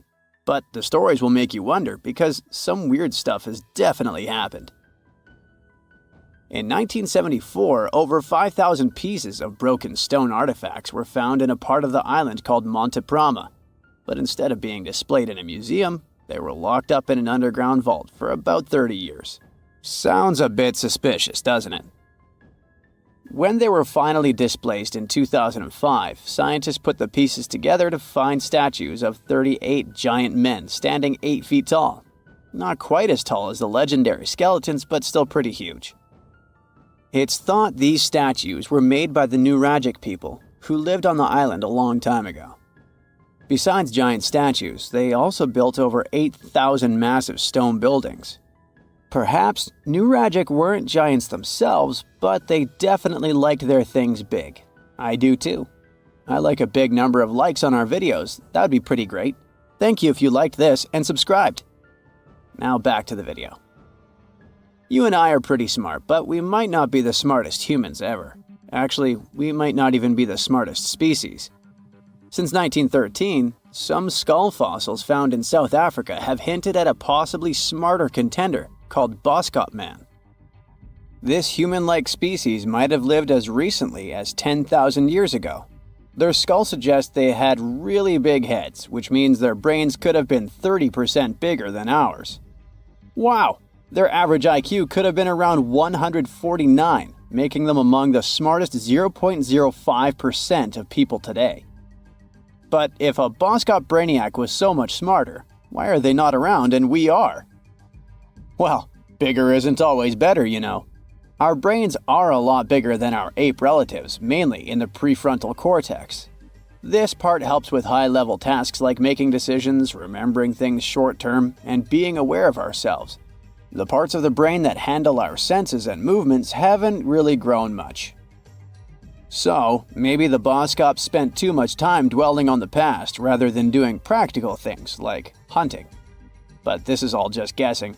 We really don't know what happened to these clever cousins of ours. Some people even argue that Boskops weren't any different from us, with the only evidence being parts of skulls. The jungle is huge. Did you know the Amazon rainforest is home to about 30% of all the world's plant and animal species? That's impressive. However, the history of one native species, humans, has long puzzled scientists. The mysterious Kasarabe people lived here for hundreds of years and then vanished around 1400 AD. People thought the Amazon only had a few scattered tribes, but recently we discovered big, unusual shapes in the ground called geoglyphs. These might look like simple shallow ditches, but they're actually the remains of a vast civilization that spread over 5,000 square miles and includes about 450 markings, some as wide as 1,300 feet. That's insane! They likely contained ceremonial buildings and could have hosted up to 1 million people as recently as 550 years ago. Thanks to new technology like LiDAR, which uses a safe laser to map the forest without harming it, we can explore deeper. In 2019, some scans showed miles of raised roads and pathways and even pyramids over 70 feet tall. They found 26 separate settlements, 2 of which were at least 250 acres each. Damn, that's like 330 soccer fields. It's not certain what happened to the Kasarabi people. Maybe European conquistadors drove them out. Maybe the most baffling ancient civilization is one we've never actually found a trace of. Yep, I'm talking about Atlantis, the grand city that supposedly sank into the ocean. The first mentions of Atlantis come from the ancient Greek philosopher Plato, who talked about a great city near the Strait of Gibraltar. But for ages, everyone just thought Plato made up Atlantis as a perfect version of his own Athens. So why, about 12,000 years after it supposedly vanished, do we still wonder if it might be real? Well, in the 19th century, U.S. Congressman Ignatius Donnelly wrote a book giving 13 reasons why he thought Atlantis was more than just a myth. Then, in 1965, some folks thought they actually found Atlantis when they discovered the Richat structure, a massive 25-mile-wide dome in Mauritania, Africa. It's so big that you can see the whole thing from space. 2 astronauts flying over the Sahara Desert spotted this giant eye staring back at them and thought they'd made the discovery of a lifetime. Unfortunately, there's no solid evidence linking this structure to Atlantis. It's believed to have formed from volcanic activity about 100 million years ago. But it does look suspicious, doesn't it? Still, we're no closer to knowing the truth. Imagine going back to about 3,300 BCE and finding yourself in South Asia. Welcome to the Harappan civilization. These people were way ahead of their time. They had cities like Harappa and Mohenjo-daro, complete with baked brick houses, sophisticated drainage systems, and even public baths. This place might have had over 5 million people, making it one of the densest regions at the time. They also invented a system of standardized weights that was incredibly useful for traders. And trading they did. These people had connections stretching all the way to the Middle East, thanks to their great skills in metallurgy. They even had a form of ancient branding. The seals were used to stamp clay on tray goods. Despite being so advanced with a thriving urban life, there's a whole bunch of mystery shrouding their language and script. We've got bits and pieces of their writing, but no one's deciphered them yet, even with all the technology we have today. We also still don't know how exactly their society worked. It looks like they didn't flaunt their social status as much as other civilizations. No grand palaces or massive monuments. Instead, their largest buildings might have been granaries. They sure were practical. Unfortunately, all good things must come to an end. Around 1800 BCE, this bustling civilization started to decline, possibly due to shifts in river patterns. As the environment changed, the Harappans packed up, moving towards more hospitable lands. Ever heard of the Minotaur? The beast with a bull's head and a man's body, hunting the bravest travelers in a massive maze. Well, this wasn't just any old tale. It was one of the most popular dramas of the ancient world. And it was inspired by this place, the island of Crete. The Minoans lived here during the Bronze Age. They had stunning palaces, amazing frescoes, and a culture so rich it still fascinates historians to this day. They built places like Knossos, which was so complex with its multi-story buildings and elaborate hallways that it might have inspired the whole labyrinth myth. Their engineering was so ahead of its time that even their drainage systems were more advanced than what many of us have today. Let me know in the comments which of these stories you find the most fascinating, and thanks for watching. Meet Costello. He's a Brazilian reef octopus. But Costello isn't a regular octopus. While watching him, scientists began to suspect that he might be experiencing nightmares. When he was sleeping, he was changing colors, making some wild movements, expelling water, and even releasing ink. They decided to study Costello for a while. His behavior during sleep resembled stress and fear. The study showed that he might see vivid dreams, which are, at times, spooky. Well, as just one octopus, these cute underwater creatures are known for their intelligence and sometimes human-like behavior, so it's entirely possible that they see dreams just like we do. In Costello's case, he might be haunted by memories of tough times off the coast of the Florida Keys. Poor Costello has a rough past. He lost a tentacle to a predator before captivity, so maybe that's what he sees in his dreams. If proven true, this discovery could reshape how we perceive intelligence and awareness in both animals and humans. Well, it turns out plants can talk. Well, kind of. Scientists found out that plants actually make ultrasonic clicks when they're stressed. Imagine tomatoes and tobacco plants in a jam. They're making sounds like popping bubble wrap, but way too high for us to hear. These are called ultrasonic signals, and they might be their way of indicating stress. That would mean that plants can communicate with each other, and stressed plants prefer to be drama queens and let everybody know about their troubles. They make around 30 to 50 pops and clicks per hour. Calm and healthy plants don't do nearly as much. And not only do plants talk, but even have their own language. They make different sounds depending on whether the plant is experiencing thirst or is bothered by a snipped stem or something else. Moreover, some of them are so dramatic that they start ringing alarms even before they show signs of dehydration, when they know they're getting close to it. Scientists aren't sure why they do that, though. They believe that it might involve cavitation, a term that means air bubbles dancing in the plant's plumbing. Plants that sing these symphonies include corn, wheat, grapes, and even cacti. That is quite a big discovery in agriculture. We could use it to check if our crops are thirsty and stuff like that. So now we'll be eavesdropping on plants and deciphering their secret language. Okay, time for some universal news. Recent studies are shaking up what we thought we knew about the universe's age. Our findings during the last decades showed that the universe must be around 13.7 billion years old. However, a new study shows that it might be almost twice as old, up to 26.7 billion years. Keep in mind that it's not proven, so for now, the official number stays the same.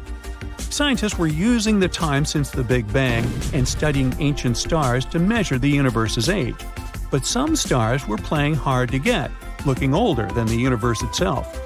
For example, the ancient star Methuselah, which is estimated to be around 14 billion years old, which would be older than our universe.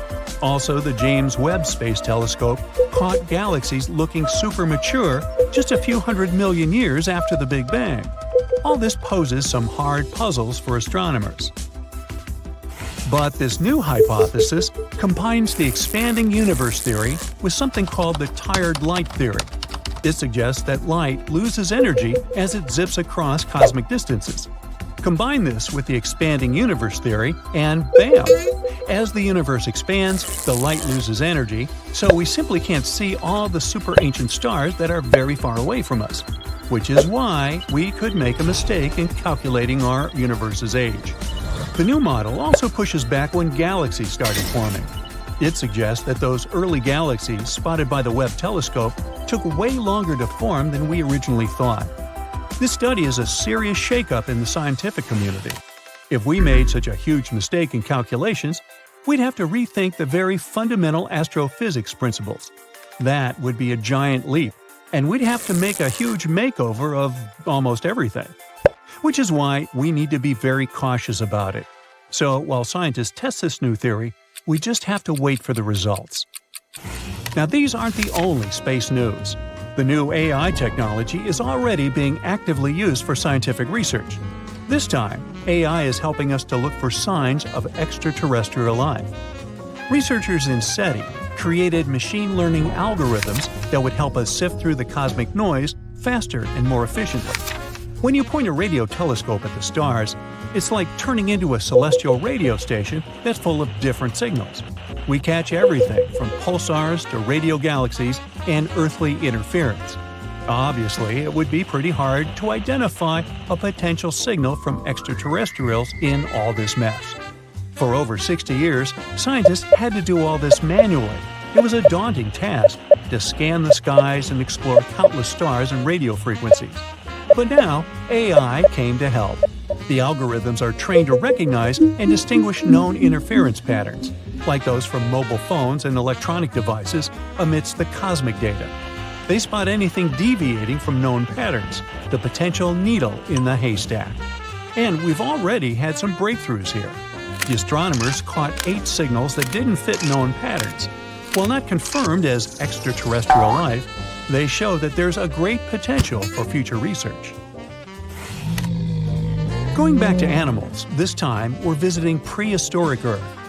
Imagine turtles so massive they make today's turtles look like tiny toys. Recently, scientists stumbled upon the fossilized remains of one of these giants. It's a sea-dwelling titan that cruised the European waters about 80 to 70 million years ago. The discovery was accidental. A hiker in northern Spain stumbled upon fragments of this creature near the Pyrenees Mountains. This turtle was roughly the size of a rhino, around 30 feet in length. Just to give you an idea, this creature would be about the size of an average car. It shows that extreme sizes were more common before an extinction event. The turtles we know now, of smaller, still substantial sizes, dominated afterward. But the ancient oceans were filled with giant turtles munching on mollusks and jellyfish. This discovery also challenges the idea that gigantic turtles were exclusive to North America. The existence of this turtle proves that these colossal reptiles were hanging out in European waters too. So this might be just the tip of an iceberg, and you'll want to steer around that one too. And finally, NASA's James Webb Space Telescope has made a great discovery. It detected a crucial carbon compound in space. It's called methylcation, and this tiny molecule, even if it might seem insignificant, could help us unlock the secrets of interstellar organic chemistry. Carbon is incredibly important. Carbon molecules are building blocks that construct everything from stars to planets to, well, us. It's the key ingredient for life, and scientists are eager to understand how it shaped our existence on Earth, and if it could do the same elsewhere in the universe. And methylcation plays a very important role in the creation of complex carbon-based molecules. That's why it's very cool that we discovered methylcation, even if it's very far away. NASA scientists found it in a young star system. This system is chilling about 1,350 light-years away from us, in the Orion Nebula. The star in this system, which is smaller and a bit weaker than our Sun, is bombarded by intense ultraviolet light from nearby hot, young, massive stars. You'd think such strong UV radiation would destroy complex organic molecules. But the research team believes that it might actually kickstart the formation of these carbon compounds. Maybe stronger stars and their insane radiation levels actually work as energy sources for life. They set off a chemical chain reaction, which results in complex carbon stuff like plants and animals. Seems like we found yet another puzzle piece.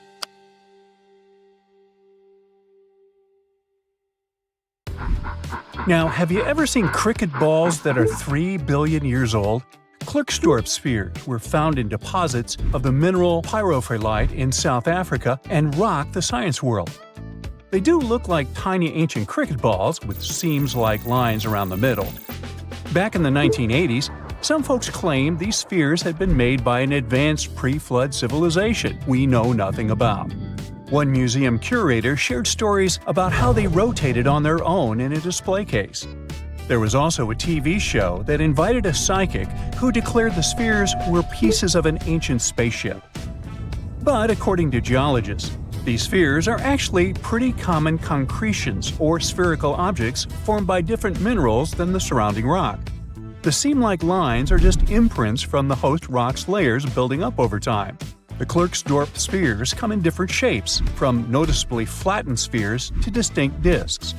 As for that episode when one of these spheres spun on its own, the curator of the Klerksdorp Museum cleared that up too. He said that when he put one sphere on its glass shelf when a journalist came to visit, the sphere naturally rotated a bit because it's round. The area where the museum is located often experiences earth tremors from gold mining activities nearby. The oldest known human-like footprints could be 6 million years old. They were found on the Greek island of Crete in 2002.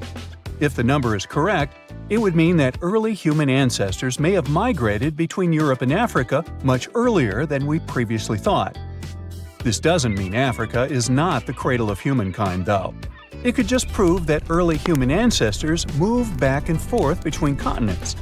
Some researchers believe the footprints were left by a bipedal creature possibly related to an early human ancestor nicknamed El Greco. According to scientists who studied them, the footprints have a very human-like shape, with 5 toes and a parallel big toe. Some scientists are skeptical about it and suggest the prints might be from a late European ape. The new study analyzed fossilized marine microorganisms found in the sedimentary rocks to determine the footprint's age and prove it's actually 6 million years. The next amazing find that keeps scientists entertained is the Dorchester plot. It's a beautifully crafted metal vessel with some fancy geometric designs embossed in shiny silver. The pot was discovered in, who could have thought, Dorchester in 1852 under quite unusual circumstances. During a powerful blast, the pot broke into 2 pieces. Scientists believe it was originally embedded within a rock or boulder known as pudding stone. The rock from which the Dorchester pot emerged is dated to be around 500 million years old. So it could mean the pot itself is also that old. The current and less exciting theory suggests that the Dorchester pot is a Victorian-era candlestick holder. Such things were really trending back then, so it's not a surprise to find such fancy household item from that time. The Dorchester pot falls into the category of ooparts, or out-of-place artifacts. Those are objects that seem too advanced for the time period they're supposedly from. If we accept that the pot is 500 million years old, then whoever made it was way ahead of their times in terms of crafts and tech.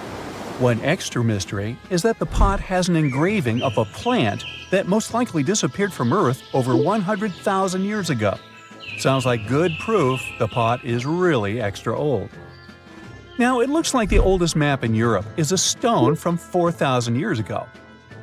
This Bronze Age slab was found in France in the year 1900 at an ancient burial ground. The carvings on the slab show in 3 dimensions the River Odi network with a fantastic accuracy of around 80% over an 18-mile stretch. There are other stone-carved maps around the world, but this one is unique because it shows a specific area to scale.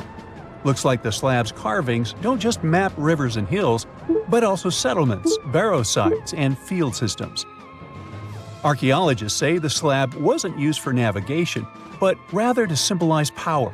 The detailed markings on the slab might have served to illustrate the domain of a local ruler, possibly a prince or king, to show their control over the territory. When the ruler lost power, the slab was likely repurposed as part of a burial vault. The unique artifact was stored in the cellar of a museum. For decades, no one even noticed until several scholars read older reports about the slab and decided to check it out. They conducted a detailed analysis using 3D techniques. Their research proved that the creators of the slab had not only etched lines into the rock, but also modified its surface to reflect the topography of the landscape with high accuracy. The Salzburg cube, also known as the Wolf's Egg Iron, was discovered in the late 19th century in Austria. Now, don't let the name mislead you. It doesn't look like a cube at all. It's more like a rounded object with 2 flat sides. Down the middle, there's a groove, and the surface is covered with pits and craters.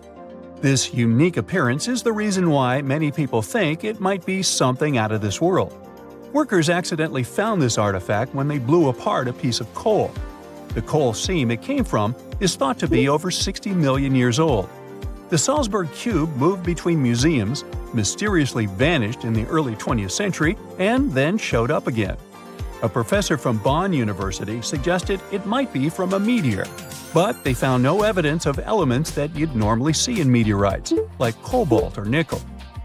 Then researchers thought it must be a human-made object, possibly a Victorian-era candlestick holder. No one knows the true story of the cube or its current location. Yep, it disappeared again. Have you heard about the Meister print? It's a fossilized sandal print discovered in 1968, and it has sparked a lot of intrigue. There's a trilobite inside the print, which supposedly went extinct around 500 million years before humans even existed. But many historians think this age is an exaggeration. When Meister found the fossil, it was authenticated. But the scientist who did it didn't confirm it was a human sandal print. He only agreed there was a trilobite there. When another scientist visited the site, he found a 6-inch impression he believed was from a child's moccasin. But the footwear seemed to be new. So, could it be evidence of time travel? Proof that humans existed millions of years earlier than we thought? Or a sign that someone else visited early Earth? Or is it just a rock formation that looks like a sandal print? We still don't have the answers. Back in June 1936, a couple was walking along Red Creek in London, Texas. London, Texas? Yeah, when they stumbled upon something unusual. It was a piece of wood sticking out of what seemed to be an ancient rock formation. About 10 years later, their curious son decided to crack open the rock to see what was inside. And he saw a hammer, which looked surprisingly modern. Then, one unique finds enthusiast decided that the rock encasing the hammer was from the Cretaceous period. This would mean that someone dropped a 19th century hammer while dinosaurs like Triceratops were still roaming the Earth. So, if this hammer was truly from the Cretaceous period, then the whole evolutionary theory would be wrong. And if the hammer was modern, it would mean the Cretaceous rock formation it came from was much younger than we thought. But the real answer was much simpler. The hammer was indeed modern, and geological processes had encased it in rock.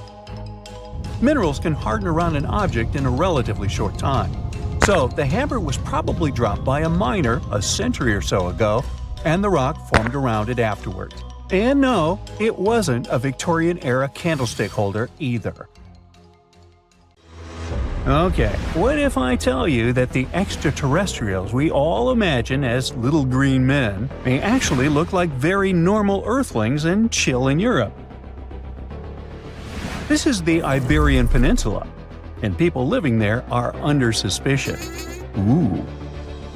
Here's the reason. Somehow, parts of the most important artifacts that the Iberian civilization called Treasure of Valena are made of metal that simply can't be found on Earth, because it's metal from a meteorite. Now let's tackle this step by step. This is the artifact itself, and it's composed of 59 different objects. Bowls, bottles, and bracelets. Is there a pattern there with all those bees? In total, the find weighs around 20 pounds, of which 18 pounds are 23.5 karat gold. Now, if you're not a metal specialist, I'll clarify it for you right away. For comparison, 23 karat gold is 95.8% pure gold, so 23.5 karat is even purer. The remaining percentage goes to other metals to help add strength and durability to the precious alloy. There was also silver, iron, and amber in that set. The artifact could have been pretty straightforward, but for these two, let's call them imposters. Look at this wrought iron bracelet and this hollow hemisphere. Can you see that? Those rusty lines on the hemisphere and the overall weird color of the bracelet do stand out, since everything else is made of purest gold. This all started back in 1963, when a researcher noticed a dark leaden metal among the shiny bowls and bottles. The metal was shiny in some areas and covered with a ferrous-looking oxide that was mostly cracked. Now, just so you understand, gold does not usually act this way. Gold is one of the least reactive of all metals, so it won't even tarnish, let alone rust. To figure out where this suspicious iron came from, researchers turned to mass spectrometry, which checks out the mass-to-charge ratio of molecules. Their findings showed that the nickel in the iron is similar to that found in meteoritic iron. Simply put, The bracelet and the hemisphere are of extraterrestrial origin. Ooh. Now, the exact age of the trove is hard to determine, yet it's crucial. We need to know the exact age to see if it coincides with the start of the Iron Age in the Iberian Peninsula. If it does, then no further questions here. But if it doesn't, well, it's, at the very least, weird, if not suspicious. So there's this three-age system. It comprises the Stone Age, then the Bronze Age, and then the Iron Age. The Stone Age is of no importance here, so let's compare the Bronze and the Iron Ages. The Bronze Age began when it was realized that combining copper and tin produced a material that was more durable than either metal alone. This era was all about major upgrades in tools and weapons, but two standout inventions were writing systems and the wheel. Then came the Iron Age. This time was all about slowly bringing iron into everyday life. Iron was way easier to shape into cool designs than bronze. Now this was a big deal, because iron, especially transformed into steel, provided significant improvements in all aspects of life. Tools became lighter, cheaper, and stronger compared to their bronze equivalents. You get it? Good. So researchers have long debated whether the treasure dates back to the post-Argaric era or the latter part of the Bronze Age. The most recent study claims that those artifacts were created in 1400 to 1200 BCE, and something really doesn't add up. First off, the Iron Age began around 500 years after these artifacts were crafted. Plus, ancient craftsmen couldn't know back then how to work with metals that landed on Earth approximately 1 million years ago. And while the dates are really hard to explain, there is a logical explanation for the craftsmanship. The theory here is that those metal workers simply had access to the fallen meteorite, and thus, they could study it well and discover its properties before using it for decorative purposes. They could have figured it out through trial and error, and once they knew exactly how to work with this extraterrestrial metal, they proceeded to adorn the artifacts with it. Plus, there were the Phoenicians, who contributed to their craftsmanship.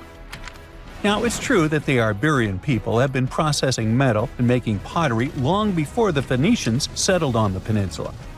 But the arrival of new metalworking techniques and the introduction of the potter's wheel enabled them to produce better quality goods much faster than before. So, we figured out the extraterrestrial origins of the Iberian artifacts. But guess what? This area is still under suspicion. The reason for that is the language they spoke. You see, for most modern languages people use today, there will always be some proto-language. Say for Italian, Spanish, and French, it's Latin, hence their similarities. But wait, Iberian was largely spoken where modern Spain is, so why isn't Spanish similar to it? Well, the truth is, no language today is similar to the Iberian. Maybe only the Basque language, but it's because of some similarities found in their numerical systems. Basque is classified as a language isolate, or simply unrelated to any other known languages, and the only language isolate in Europe. The Iberian language is unclassified. While the scripts written in it have been deciphered to various extents, the language itself remains largely unknown. And look at the alphabet the Iberians had. Looks like it doesn't really belong to our planet. But hold up, this one might be a bit of a stretch. When the Phoenicians came to the peninsula, they brought along their alphabet to the Iberians. But honestly, the Iberians probably weren't keen on just copying someone else's writing system, so they tweaked it until it looked completely different. Let's just say they took some inspiration and ran with it. While linguists can guess to some extent how most characters sounded, actually translating the language is still completely impossible. The Iberian language was non-Indo-European and faded away over 2,000 years ago. And there aren't any similar languages left to help us out.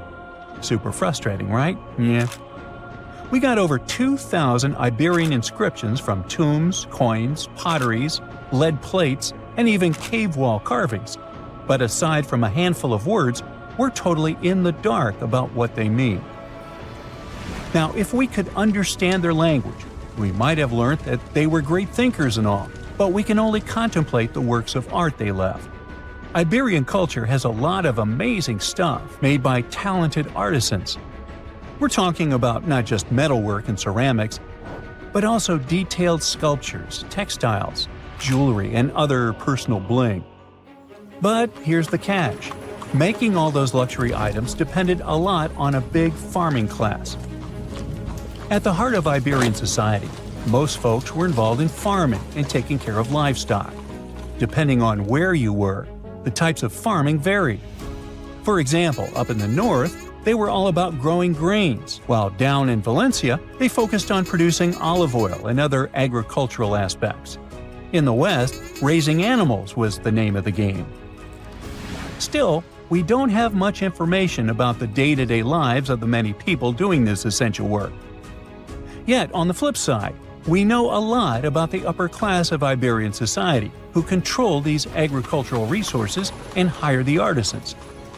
By the 7th century BCE, we start to see a group of Iberian princes who were living the good life, trading with the Phoenicians and enjoying fancy luxury items. You can spot this elite class in their burial practices. Cremation was the go-to method for funerals among the Iberians, and wealthy individuals were often found in cemeteries with all sorts of lavish goods and funerary sculptures that give us a peek into the fashion and hairstyles of the rich. Interestingly, starting in the 6th century BCE, there was a noticeable drop in the number of recognizable burials, which suggests that these elaborate funeral customs became more exclusive to a small elite. Meanwhile, the fate of the majority, farmers, artisans, soldiers, and laborers, who made up a big chunk of the population, remains a bit of a mystery. It used to be a pretty advanced civilization, but it vanished without a trace. Researchers think it could have been due to some massive